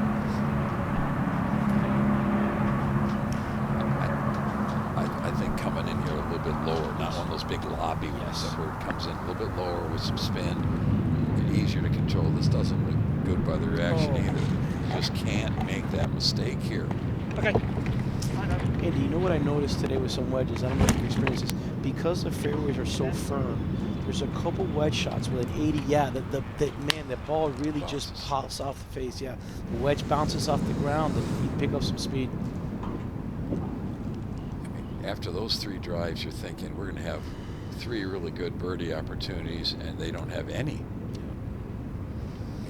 Contact, everything looks just fine. And it's so warm. Even these little shots are just floating off the club. From Argentina, this is Matteo Pulcini. He's 24 years old. I mentioned before you came in that I thought that it's going to really hard to beat all these guys. They've got 11 good players from Argentina. What a shot. Having played this golf course a gazillion times, and it's their home course and stuff, I think over the course of the week, that's a big advantage. Yeah. Two-time All-American Pulcini at Oklahoma Christian University. Right now it is Manuel Mirazalde. We've had a great afternoon chatting with our pal who's right there on that leaderboard. Geronimo Esteve tied 3rd from Puerto Rico. And we'll come back to Pilar in just a moment. So we're going to go to the 16th hole and show our featured group trying to figure out a way to get these balls back up around the green and have a chance. Not only did they miss the green, but they rolled well away from the green. And now you've got a 2-putt just to make a bogey, and it's down a ridge that's 3 feet maybe higher than that area of the green. So really major mistake on that second shot from 71 yards to miss the green. Iona said it, that's a mortal mistake. You just cannot do that. Yards to miss the green. Iona said it, that's a mortal mistake. You just cannot do that. There's some places when you look at your yardage book, you put big red X's. Exactly. Yeah, you play your practice rounds and you're like, okay, cannot be here to this pin ever, you know. And look how far this ball is going over the green. Someone once said to me, if you miss the green with a wedge, it's like missing your mouth with a fork. That's beautiful. Absolutely beautiful, Iona.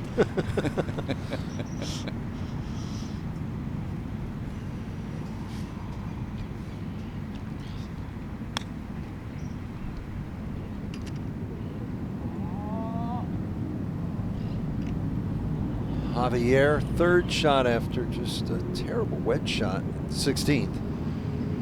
He actually tried to bounce it into the hill to kill it. The chances of getting that from that distance off all these ridges to get it within 20 feet would have been a pretty good play.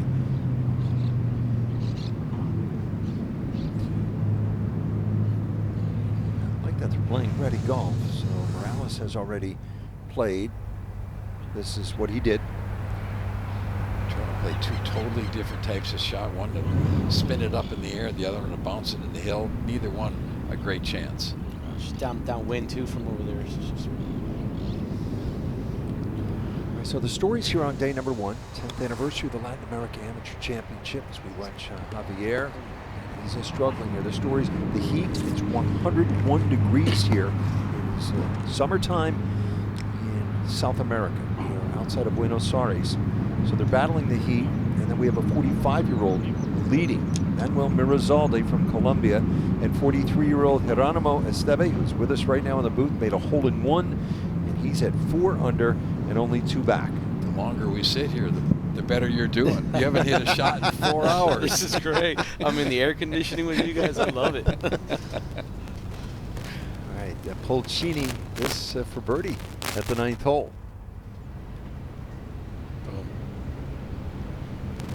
Okay, so that's a heck of a round. 67 for Matteo Polcini, one of 11 Argentines in the field, and a good showing day one for the home country. Birdies 9 and 18. Those are the 2 most difficult holes the last time we were here. This is a long par putt for Morales. Back up the slope. This is dictionary slow. A big hillock halfway, and it's going to break from the left. It's not an easy 2-putt. Right now, he's just trying to figure out a way to get out of here with a 5 and not do too much damage. Really unforced error back in the fairway. From perfect place, right? I mean, 71 yards it was. I mean, from 71 yards, are you thinking you're gonna make birdie a third of the time, a half of the time, maybe from there? Yeah, I mean, you're gonna have a look at it for sure. You know. Just take a deep breath, calm down. Everything's gonna be okay. Marcilio. Vicente Marcilio's just been enjoying the entertainment. He's had a chance to take a breath back up the slope for birdie. Hit it. Go on.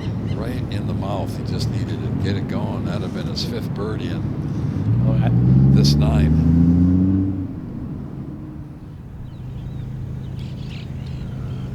Youngster from Ecuador, Jagus, 15, the youngest player in the field. 3 over, 2 putt for 75. That's a terrific start for the 15-year-old. How about it? Well done. I've seen him hit 2 really good long putts from distance with the perfect speed. So, you know, the problem they had is they drove it too close to the green. And so you had to lay it back about 20 further yards back where I was, and you have a nice little comfortable 90-yard shot, you know. Be an unbelievable 5 for Javier if he can somehow find some magic in the hands. This one's going to sail from left to right down the slope.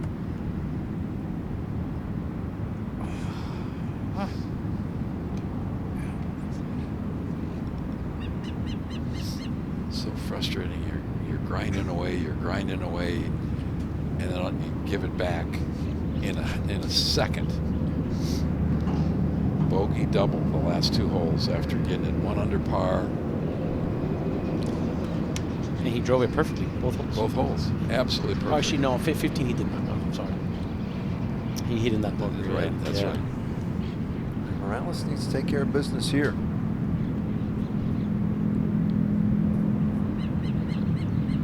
Don't give the hole away.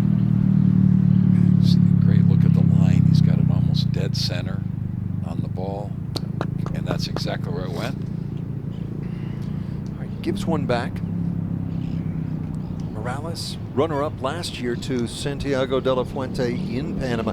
So close to victory, it was an experience which he will use to his advantage this time around.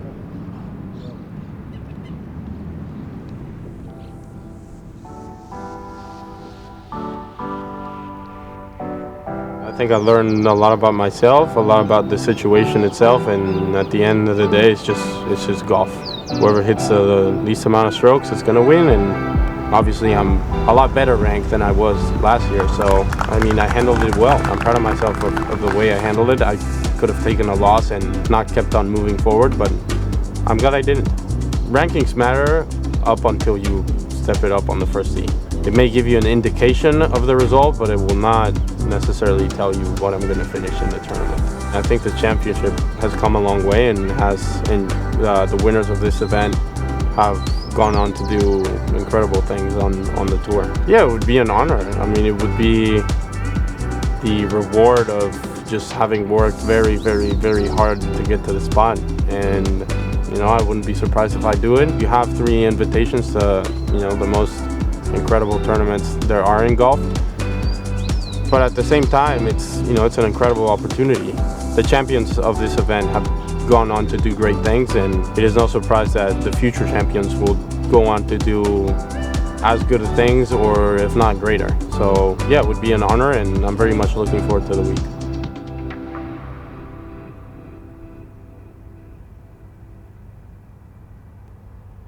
Is the 12th ranked player in those World Amateur Golf rankings.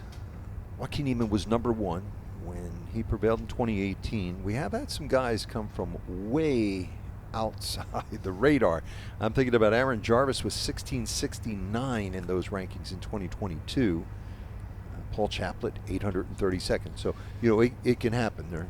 You watch his golf swing, and it does remind me a little bit of Joaquin, where he kind of dips down, keeps his angle and spins out of the way. This is a nice shot at 17 today. Cannot miss it left here. It'll run all the way down into the penalty area. Actually, where that pin is, Andy, you know, the bad miss is right. It goes down to the bunker, and then the up and down is really hard. Kind of baits you to kind of send it out to the right, but you don't want to do it. 17th hole shares an island with the 8th. The wind blows a little bit on these two holes, even though they're fairly short. It can really be dangerous. Yeah, we had it in off the left here, and it made the shot really difficult. It was not an easy iron shot. And it's basically died down in the last hour or two. Can't wait to that front right pin later on the week. That will be fun. That's exactly where you want. Perfect. Just a little short left of the hole, pretty much straight putt. See if he reads it right. That putt actually goes left. It looks like it goes right, but it actually moves left, so I'm curious to see if he plays it. Beautiful atmosphere out here right now. The sun's starting to drop in the sky and the temperature dropping just a little with it. Sigh of relief. 178 yards today, and that wind's into off the right. It's still hanging around. 9 iron. Looks like here maximum, maybe even a wedge. It doesn't look like a lot of luck in the hand at all. What a high ball flight.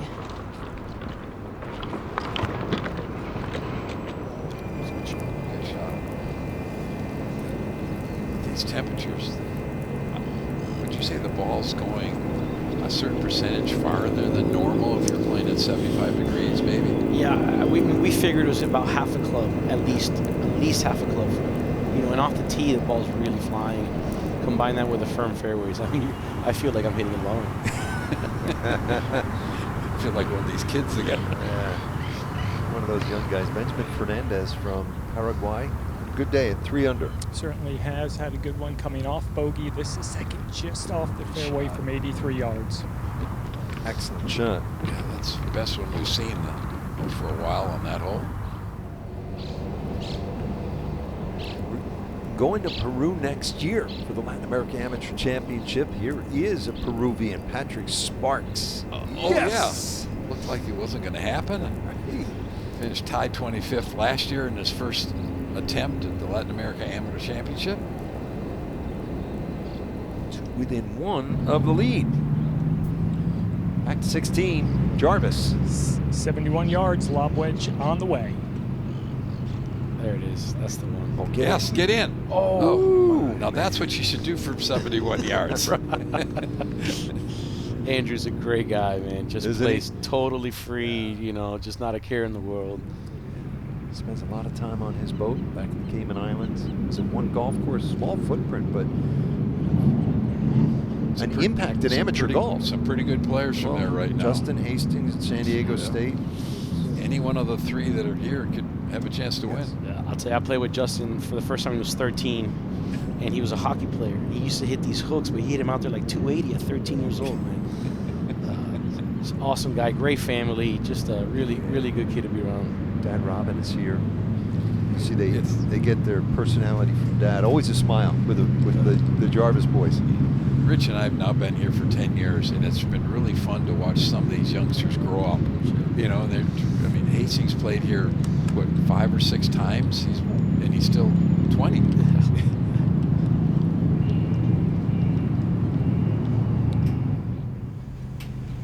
So here we are at the 18th hole. And they Jagas. Taps this in for 75, which would be a nice first round start. All right, Santiago Villegas from Ecuador.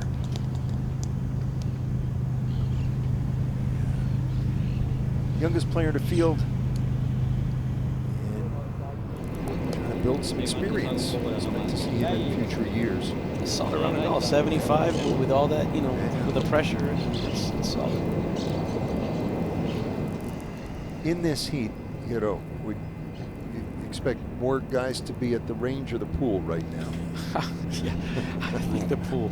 Clicker in hand. Yeah. Feet up, clicker in hand. Exactly. I mean, I'm in the best spot. I love hanging out with you guys here in this AC. No, I think very few guys will be hitting. It really is. It's incredibly hot. You know. I think it's going to be interesting at the end of the day to look at the scoring average. Were the scores any higher in the afternoon? No. I would think they have to be, because the morning group, you had 9 holes that was fairly comfortable. Exactly. It wasn't bad, and they kind of work your way into the heat. These guys had to go to the range, start in the heat, and it's not going to cool down much as the day ends. Yeah, you're right. Our first 9 was perfect. You know. Good chip. Well done there. Very well done. He is in complete control of himself, this 9. The front 9, nothing went right. Nice to see him get it back together. Birdie putt now at 16, Fernandez. This would be a great bounce back.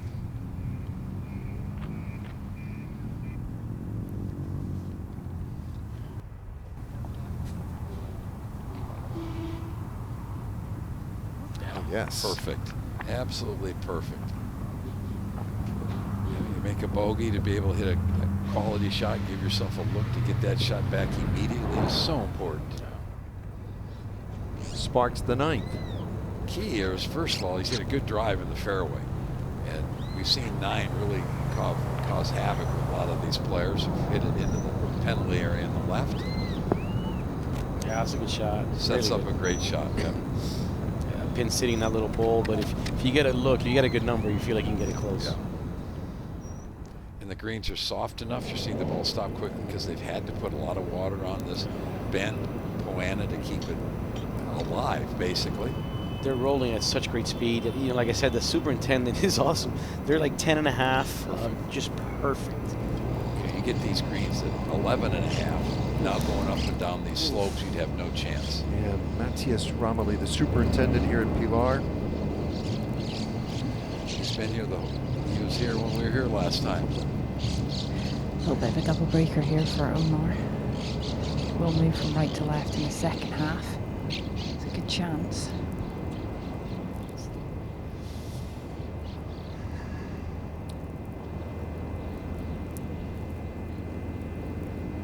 A par in 17 is never a problem. Yeah, that pin's tricky. It really is. It was kind of an uncomfortable tee shot, you know, when you were looking at it on the tee. Especially if you're in between yardages. If you get a perfect driving range, 8-iron, or let's say, you'd be more aggressive, but if you're kind of fitting it in there, it's much more difficult. Or a 6-iron for you and I, Rich.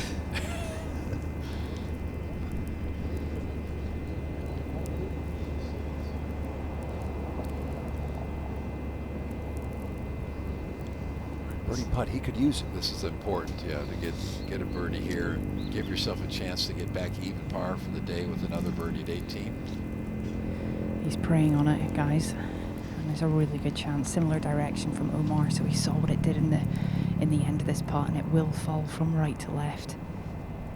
Oh. It just doesn't look like it moves that much. I missed it too. I was right there, and I hit that same putt. I think you get on greens with so much break, and then you get it toward one that still breaks outside the hole, looks dead straight because you've seen all these giant breaks. It's just a tough reading. Some of the harder putts are the ones that look a little bit flatter. Warm day here in Argentina, that's for sure. Andy, you won a tournament here in Argentina. 45 years ago, to be honest. Cordoba, yeah. Angel Cabrera was the 9-year-old caddy and walked around watching me play the whole week. It was pretty cool. That's awesome.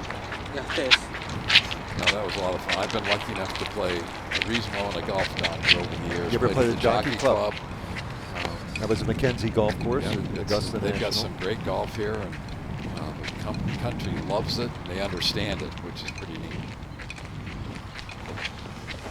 Pilar's hosted the Argentina Open twice. Argentina PGA Championship, now second time for the Latin America Amateur Championship. The Women's Amateur Latin America continues to grow. And then we showed you the Team Championship November of last year, won by Argentina.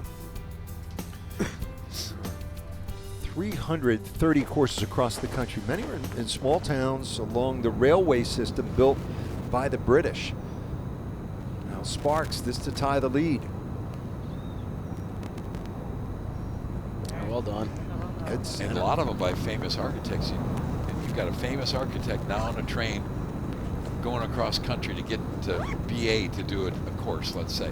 Stops, spends the night someplace, some local finds out, come on out here, draws up 9 holes on a napkin, Yeah. and the next thing he's got another golf course built. DiVincenzo's club, Ranelagh, where he grew up, you would find him there in his later years. We met him, we were down here in 2014 for the announcement, is along one of the railway lines. I was really fortunate enough to play a little bit of golf with Roberto. It was such an honor.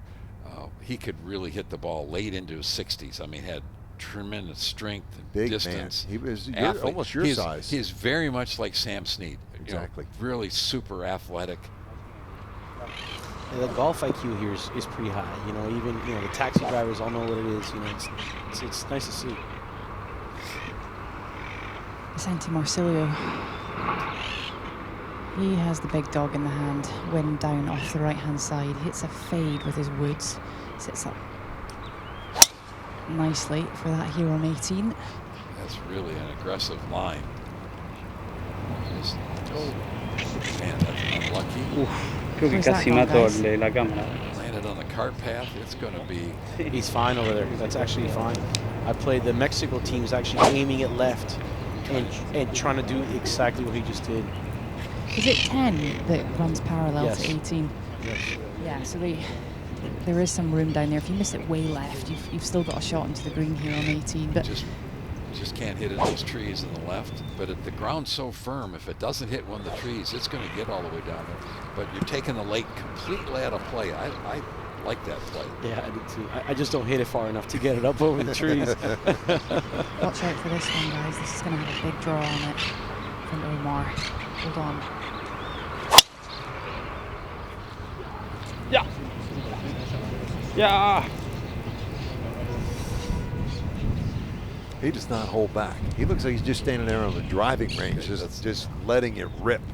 He has done that. He got a nice break and caught one of those big moguls on the left and just run back across the cart path closer to the fairway. You should have a great angle to that right pin too. Yeah.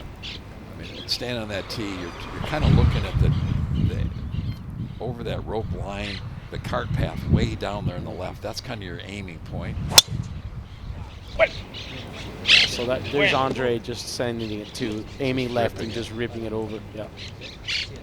Oh, so he's going to be on 10, and you actually. Pasó, ¿no? Pasó de la cámara. He might be a little unlucky. There's one tree maybe in his way, but he's got a nice clean line. Probably can play something low underneath it. Yeah, actually that green actually looks. Now they're going to be looking straight down at the green from over there. And the water's not in play at all on the second shot. We talked about it. If you're in contention. Yeah, get the lead, needed 2 shots. Yeah, just fourth blast it round. over that way. You aim left and swing as hard as you can. I want this on Earth someplace. It's early, but the guy who's chatting with us in the booth, Geronimo Esteve of Puerto Rico, is right there on page 1 at 4 under. 2 are tied at 6 under day 1 from outside Buenos Aires.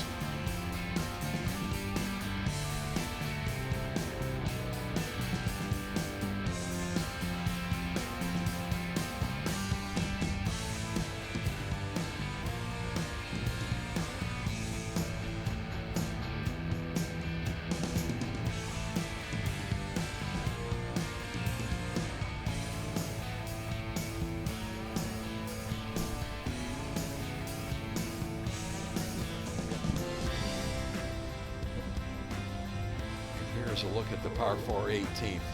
Terrific driving hole. Makes it a little bit easier if you can hit it out to the left and catch a good lie in the rough. it changes how you play this hole. But if you're putting it down the fairway, it's a dangerous tee shot. With a good tee shot, you still can get a short iron in your hand. All depends on where the hole's cut. This back right hole location from that left rough is a great angle. You get it down in the front left or even back left, that changes that angle a little bit, but it's a beautiful finishing hole. Can somebody get to this last hole and make a birdie to win or a par to win? It's a tough finishing hole. But it's a hole also that if you had the lead, if you wanted to hit a 2-iron off this hole and maybe play a 5-iron in here, you still can do that. So there's a lot of different ways to play the hole. Just have to figure out what's best for you in that time frame.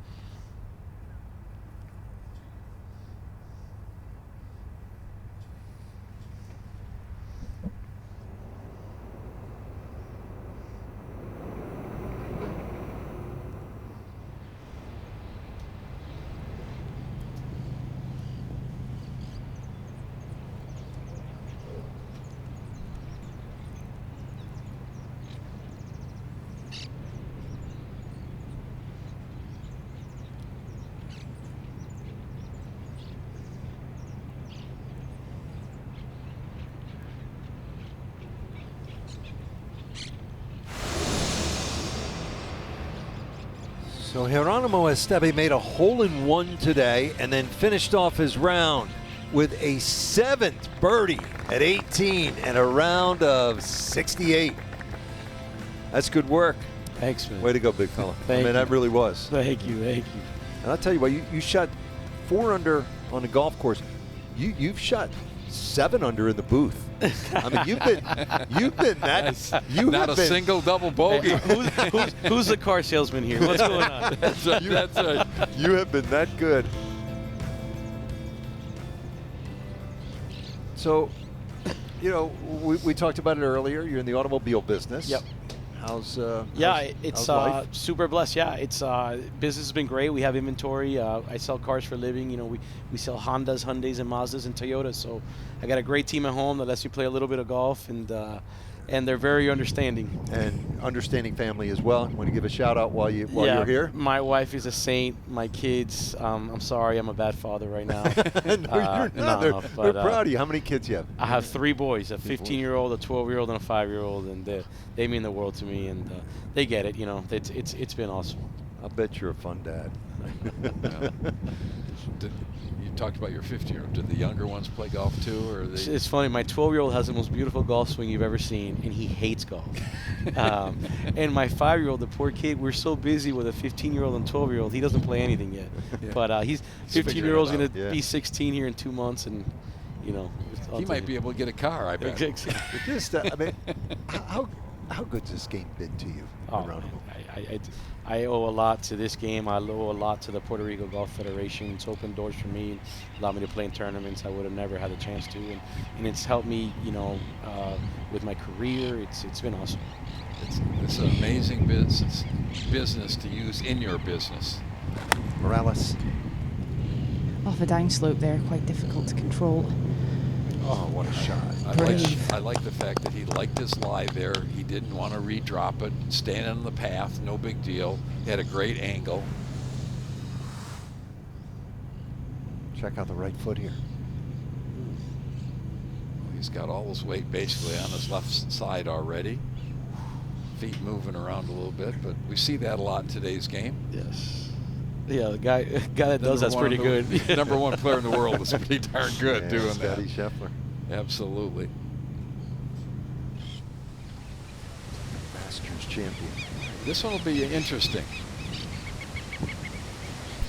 This is going to require some magic. Never mind Shane Lowry. We're looking at Seve now. We need something a bit special here. It's really unlucky, blocked behind these 2 trees and there's branches and everything and all sorts of trouble, and he's going to have to keep something really low. Not going to be able to get any loft on this, but it needs to be just high enough that it gets over this big mound. There's no point going anywhere right of this flag. There's room left, but this is just almost impossible what he's going to do here. You see all the great camera shot of all the room left of this green, that if he has to go over there, he can get the ball up and in. He's got a lot of green to work with. You don't want to hit it through the green or to the right. It's a much tougher 3rd shot from there.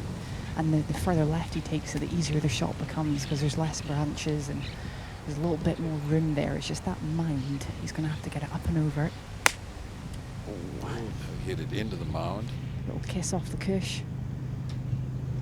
It's going to end up just short of the green. It looks like that turned out okay. Chance to still save par. Not easy, because there's a couple of bridges and mounds between the front of the green and where the hole's cut.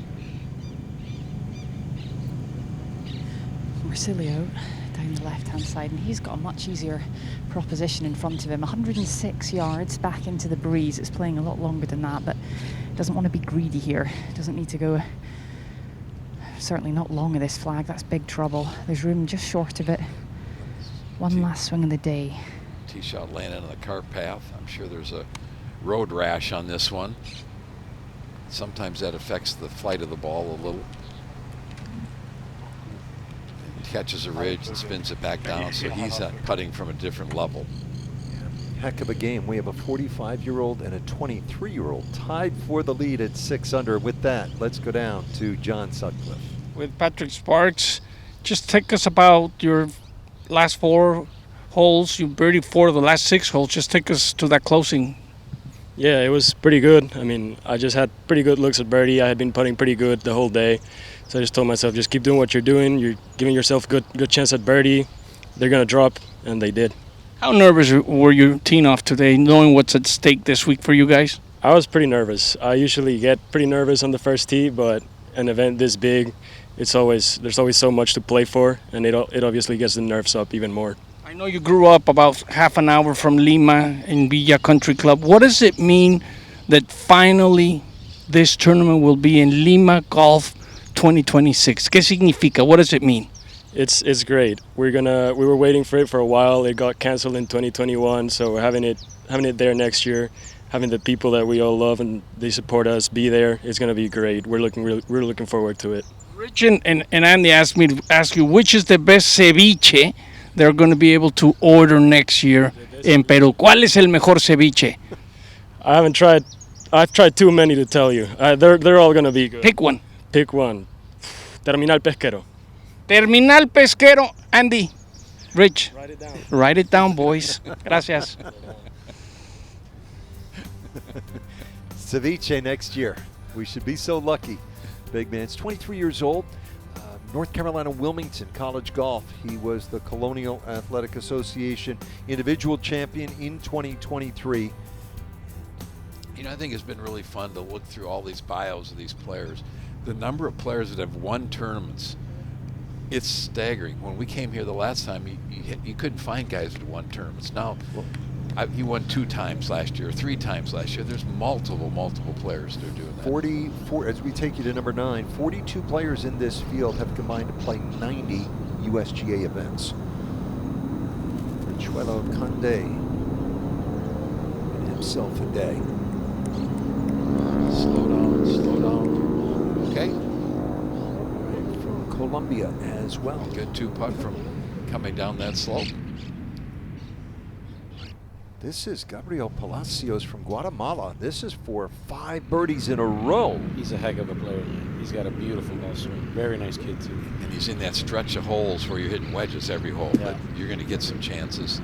He could get another 1 or 2, maybe. Yeah. He's a sophomore at the University of Utah. He's good. Really good. Love to see some of these youngsters getting scholarships, coming to America to play golf, changing lives. I had dinner with the Mexico Federation guys. They have 50 kids playing in NCAA golf right now. That's great. That's absolutely fantastic. And this is one of those guys. He's at UCLA, 13 All-American Haskins Award nominee. Omar Morales, this would be a great way to finish, give him a little bit of a boost going to round number 2. For some of the stuff that's gone on today, if he gets in 200 par 70, he's right in the middle of this thing, because he can go 64 like that tomorrow. Up the slope in the first half, and then it levels out. A little bit of movement here from Morales. Come on, bring us home, Omar. Oh, he didn't hit. He lost speed a little bit. You can see that starting to lose speed and just trickle into the right. Great camera shot. Still 71, definitely not out of it. He could go 15 under the next 3 days, easy as could be. And he didn't have his best stuff today. We saw him make some mistakes, like that little wedge from 70 yards, 71 yards. Drove it a couple of times offline, but he has the potential to go low. There's so much pressure in this tournament, and they really do a great job of ramping it up as the days go on, that I don't think you want to be in the lead going to the final rounds. You know, I think you want to be close, you know, just the spotlight is so bright. Fair point. You just want to have a chance on the back nine on Sunday. If you can be within a couple of shots going to that last nine, go and shoot 31 or something, and just slide right in. And thank you, folks. I'll see you later. Javier has played wedge, cost him, showed his talent. It's there. 4 top 15 finishes. Let's bring in Iona with more on Vicente Marcilio. Yeah, he's still to finish this 18th hole, but we are waiting for a second opinion from another referee to do with that rash you were referring to, Andy, on the ball, having hit the cart path. There is some damage to the golf ball, and he's looking to replace it to complete his round. So we're waiting for a second opinion here on 18. Yeah, quite often they don't let you take it out of play just because it's got a rash on it, as we said. There has to be some damage to the actual, you know, that can cause the ball to change directions or whatever. So this is, in this era, you don't get to take balls out of play like the old days where you'd hit a wedge that's a little bit thin and there'd be a big old gouge in it. You don't see that anymore. So just damage to the paint doesn't let you take the ball out of play. Thank you, Bob, on there, Andy. It sounds like the body language is telling me it's going to be access denied. Just a scrape on the ball. The damage doesn't look very much. It's just minimal. There's no kind of obvious dinks or real cracks. Although he has got another ball down on the green. Iona, you've never seen the Bellatas because you're such a youngster. But the old days, you could cut them up, and you might need 9 or 10 balls to finish a round.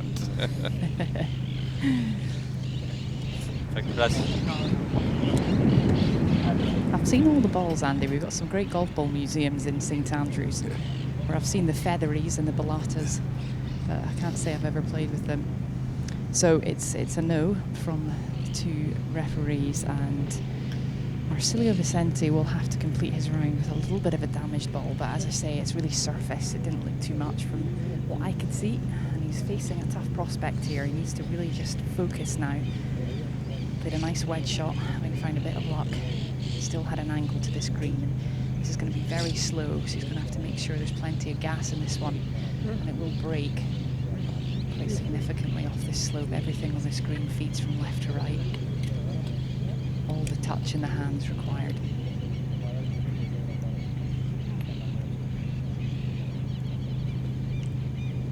That's running good.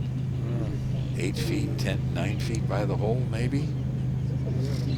This guy was second, Casa de Campo, Dominican Republic in 2022, and then was third in Puerto Rico a year later.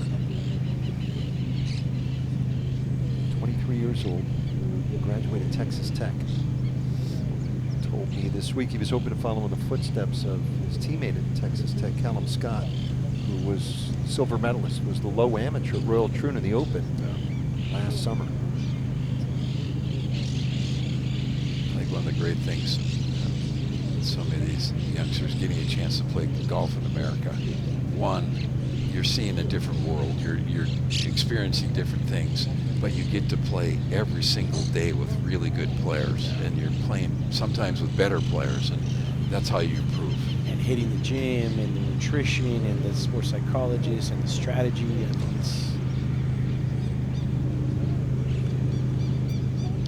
lots of Argentinians around this 18th green. Huge home support for this man, and this would be a very, very good way to finish what's been a good fight back. There's not a lot of break in this one at all. I want to say maybe right of center. Hands on the club beautifully. Wow. hate to finish that way. Wedge into the screen, spins it back, ends up 3-putting. After so much work to go from 4 over to get it back to even. So hate to see that. 1 over 73. But again, familiar with this golf course. He'll be out there looking to post 66, 67 tomorrow to get right back in the championship, and he is capable. Well, what a day for Geronimo Esteve. Hiro, just first of all, great round today. The hole-in-one at number 6, the 7 birdies. You're right in the championship, and we can't thank you enough for dropping by. It's been so much fun. This was a lot of fun. It's a pleasure. It's an honor to be with you guys. This had a blast too. Thank you. Did a phenomenal job. Wish you the best. We'll get you dinner at some point. And he's going to be playing late the next 3 days, so we won't see anymore. Yeah, you see it. I mean, 2 6s, a 1, all those birdies, 3 6s in all, but 2 on that front side. Why do you have to mention the bad things? You know, only mention the nice It's all things. part of the magic, right? Thanks, pal. Geronimo Appreciate Esteve. it. Thanks, guys. One of our great friends that we've made here at the Latin American That's an Amateur awful Championship. look. Awful look. We'll get a copy of that for you. Hey, that's Thanks. Yeah, send it to my wife.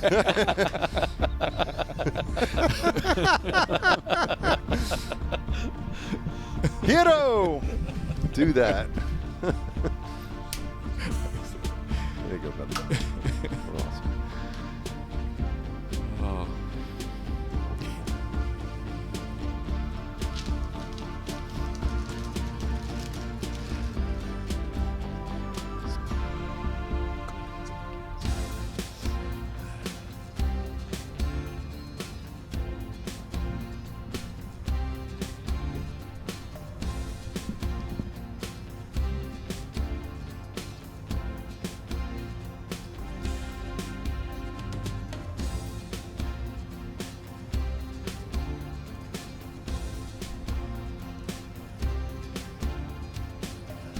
Here's a look at our leaderboard.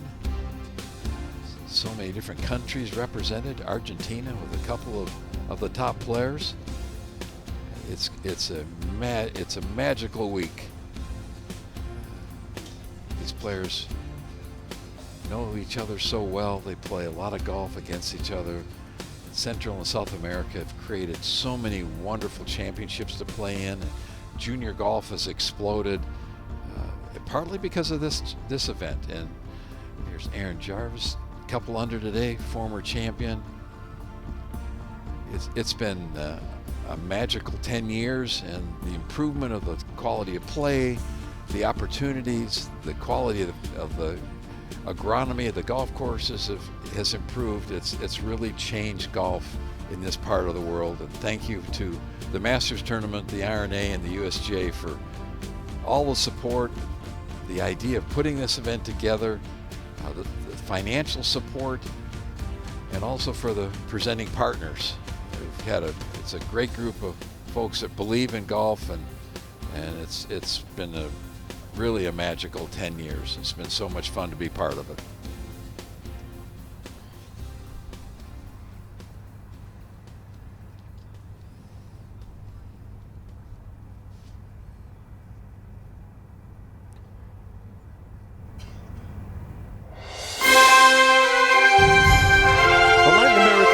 Championship is brought to you by Delta Airlines. Delta, keep flying.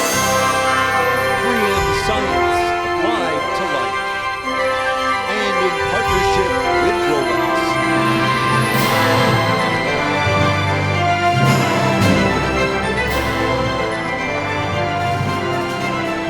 It is the opening round of the 10th final of the Latin American Amateur Championship, back to where it all started. Pilar Golf.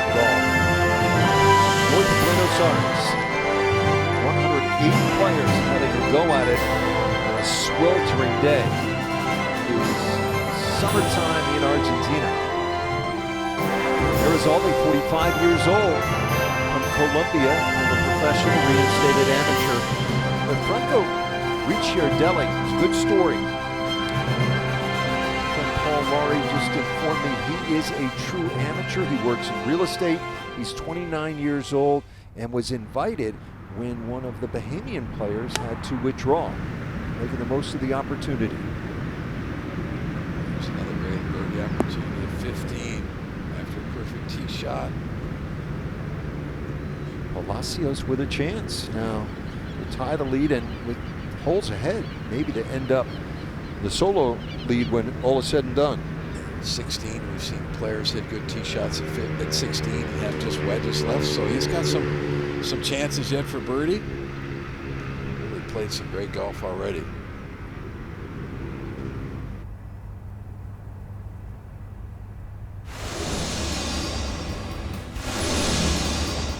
Give you a look at one of the co-leaders. This was Manuel Marizalde. He had a great run with the putter.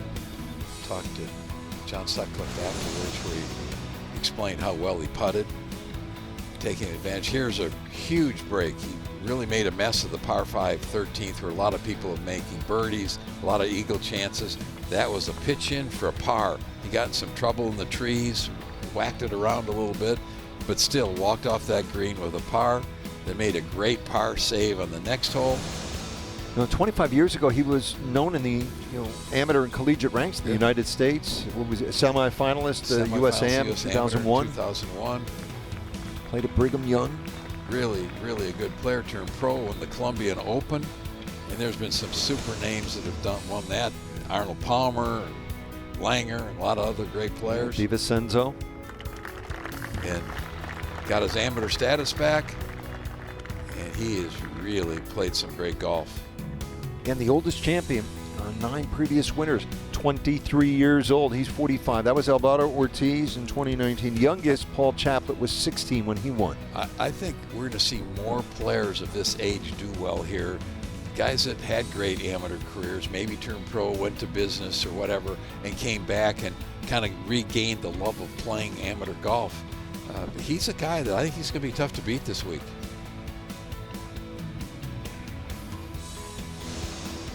Sharing the lead with a guy almost half his age, 23-year-old Paul Sparks. And it's all about the putter working. Or Patrick Sparks, excuse me. Really a good driving golf course. Got to hit your irons in the right places. If you get the guys, if you get iron play in the areas you need to play, it really sets up some birdies. And firing darts right there. See if he can cash in to get to 6 under, right in the heart. That away. Sparks 33 and 33 for his round of 66. You heard him talking with John Sutcliffe, giving his ceviche recommendations next year when the Latin Am goes to his home country of Peru. I think it's been really interesting looking at some of the scorecards. There are bogeys out there. There are 5 or 6 pretty tough holes, but then there's a lot of birdie opportunities. So I think you're going to see some rounds where guys make 9 birdies, maybe 3 bogeys, that sort of round. Argentina well represented. Segundo Oliva Pinto played at Arkansas. He's been a fixture at this championship. And the highest ranked player in the field is now with John Sutcliffe. Thank you, Rich. Omar, how difficult was teeing off today, your first shot, and not thinking of Panama last year? It wasn't difficult at all. I don't think I thought about it at all. I don't know, got off to a shaky start and wasn't the best round today. What about the win in the afternoon? Did it change a lot what you practiced earlier in the week? Yeah, a little bit, not quite a lot, but I just thought it was very swirly and so difficult to get where the wind was in different holes. So I guess that was the most challenging part of today. En México decimos, no es como comienzas, sino como terminas. In Mexico we say it's not how you start, how you finish. Joaquin Niemann in 2018 in Chile started with a 74 and got it done. How much those examples help you? Hey, there's a lot of golf still to be played. Yeah, I mean, this is not nearly over, and I still got 54 holes, which is plenty of golf to make a comeback. And I mean, I'd be confident if I only had 18 holes and to make a comeback. So yeah, this is far from gone. But I still have to play really well the next 3 rounds. How special is to have your dad, your family, la parte humana, that human part of the Mexican feeling, tener el apoyo, having backing, because they probably suffer more than you. Yeah, it's surreal. I mean, they've supported me every step of the way, and it's very special to have them here, watching me yet again another round, and yeah, very special. I learned through your family this like Omar Sharif, Omar Morales. Is it finally done right or no? No, it's Omar. Okay. Okay, we don't have more time. Back to you guys. Well, looks like I think Omar Sharif, the actor from way back when. It sort of looks like a young Omar Sharif. I like what he said. I'd be confident if it was 18 holes to go. It shows you he's been around the amateur ranks. He knows what he's doing. Yes, He's been in these situations before. He got rid of maybe his bad round this week. I think that's important. He held it together. A few scratchy shots here and there, but it could have been much lower. But at the same time, I think sometimes you just kind of survive a day that you don't have your best stuff, and you get it going, and from there on it's easy. Gabriel Palacios from Guatemala. He does have a really good golf swing, very confident. Just takes it down the left-hand side, plays a little butter cut in the middle of the fairway, and it's long. He's going to be down there with that 75, 80-yard sand wedge shot to a very birdieable hole. It's full turn right there, Andy. Really, really nice turn. Club in a good position. Stays behind it, releases. So many of these players, their head and shoulders go down a little bit. That's a power move in today's world. Benjamin Fernandez now, par putt 18. This is just a kind of a right center, inside right edge. Get the day finished. Oh. That was not what you needed. He's been so solid with the putter.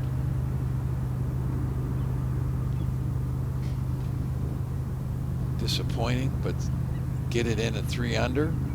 Still a great first round. Good position. Division II All-American. Ooh, that barely went. So 2 pulls on the last, from short distance on the last hole.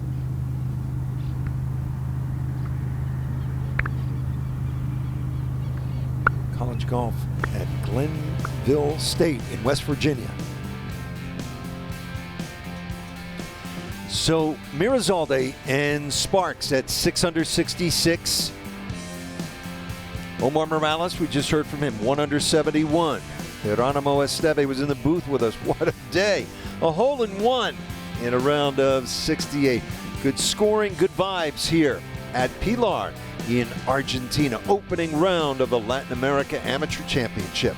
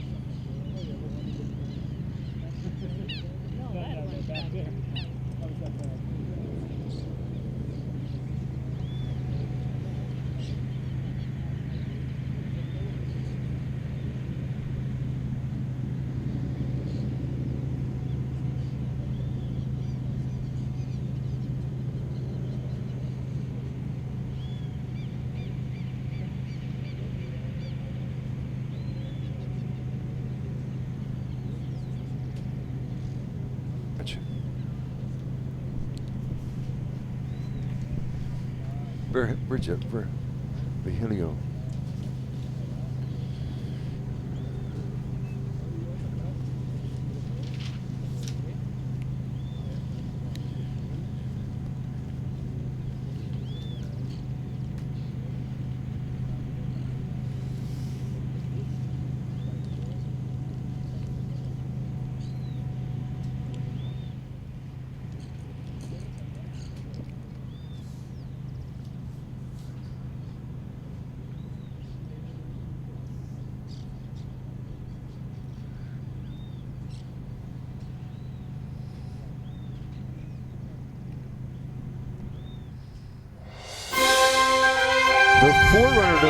America Amateur Championship was the Asia Pacific Amateur Championship, and in 2025, later this year, it is going to Dubai.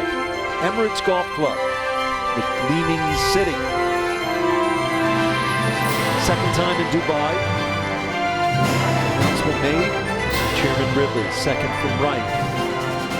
Parkinson, second from left. RNA.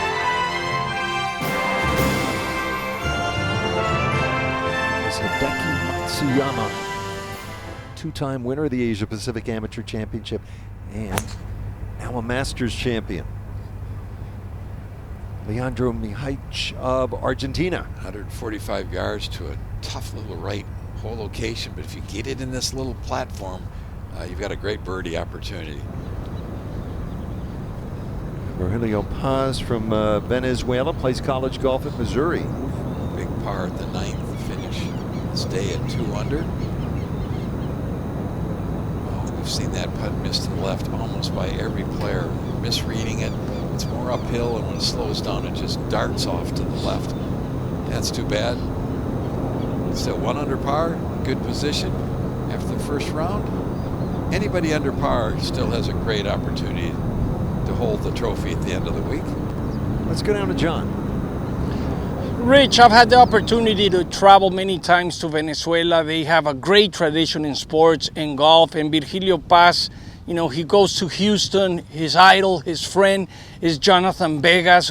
He recently won on the PGA Tour. It's not been a good, easy time for golf in Venezuela. All the politics, there's things that have not been very easy for them. So Virgilio knows that wearing sus colores, his colors, his flag. Imagine a Venezuelan playing as an amateur the Masters, for example, in April, next to Johnny Vegas, because Vegas is the only Venezuelan who's ever played the Masters. So I think this week, every time, cada vez que veamos la bandera de Venezuela, when we see the flag of Venezuela, we got to put a little heart, because it hasn't been easy. It hasn't been easy, but they're here representing, doing it for their country, por su país, for their people. So I think Venezuela has to be in our heart this week.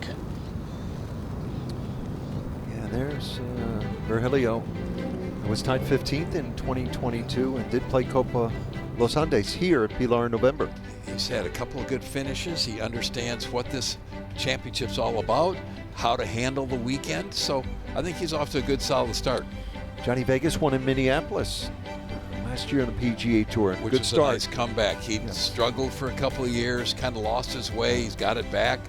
Good start in Hawaii.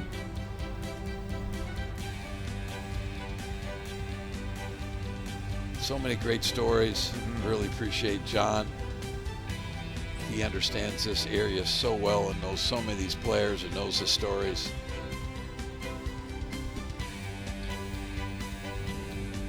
So, coming to the close, day number 1 here in Pilar in Argentina. 6 under the leading score. Boy, it's been a great day.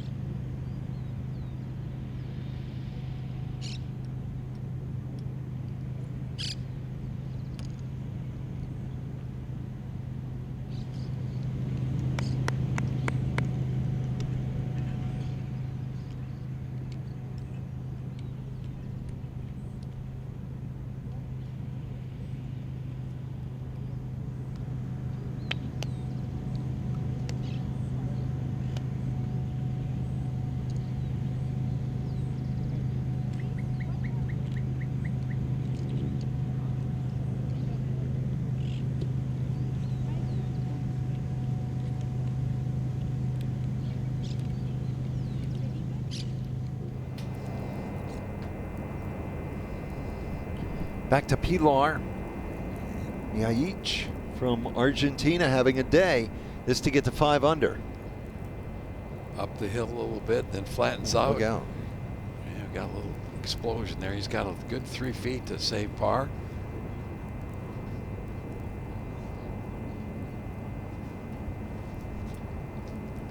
Scoring averages today about a shot and a half better than we saw in 2015.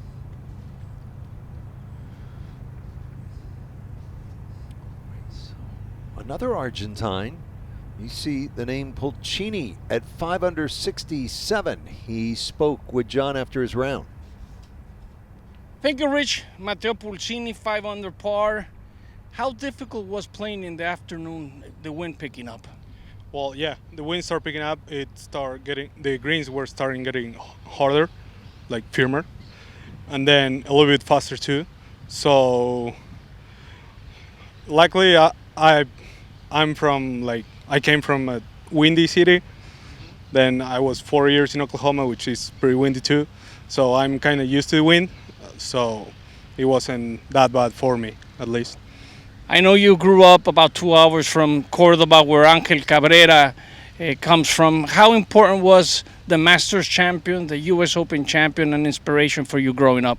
Wow, it's unbelievable because you see most of the winners are from the U.S. or Europe, and having someone that it's from even he lives 2 hours from my home, so that's big inspiration that we can do it.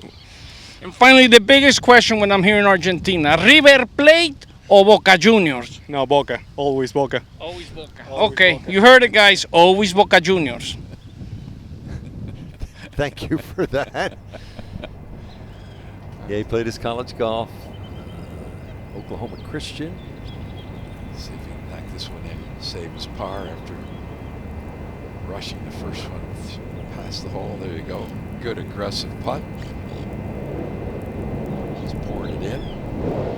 What a great start. This guy, 2024 NCAA Division II Jack Nicklaus Award winner, Niemann. So Mirazaldi again,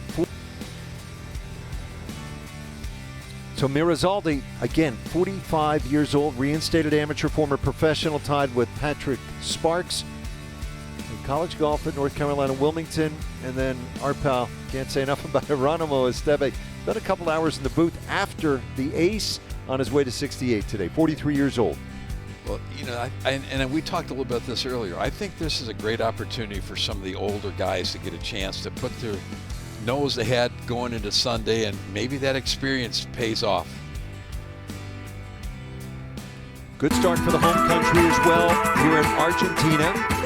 Well represented on the leaderboard. So enduring the heat, we had good scores. We're back again tomorrow afternoon, round 2, just getting going. One of the great amateur championships in the world. For the entire crew, I'm Rich Lerner saying so long from Pilar Golf in Argentina and the Latin America Amateur Championship.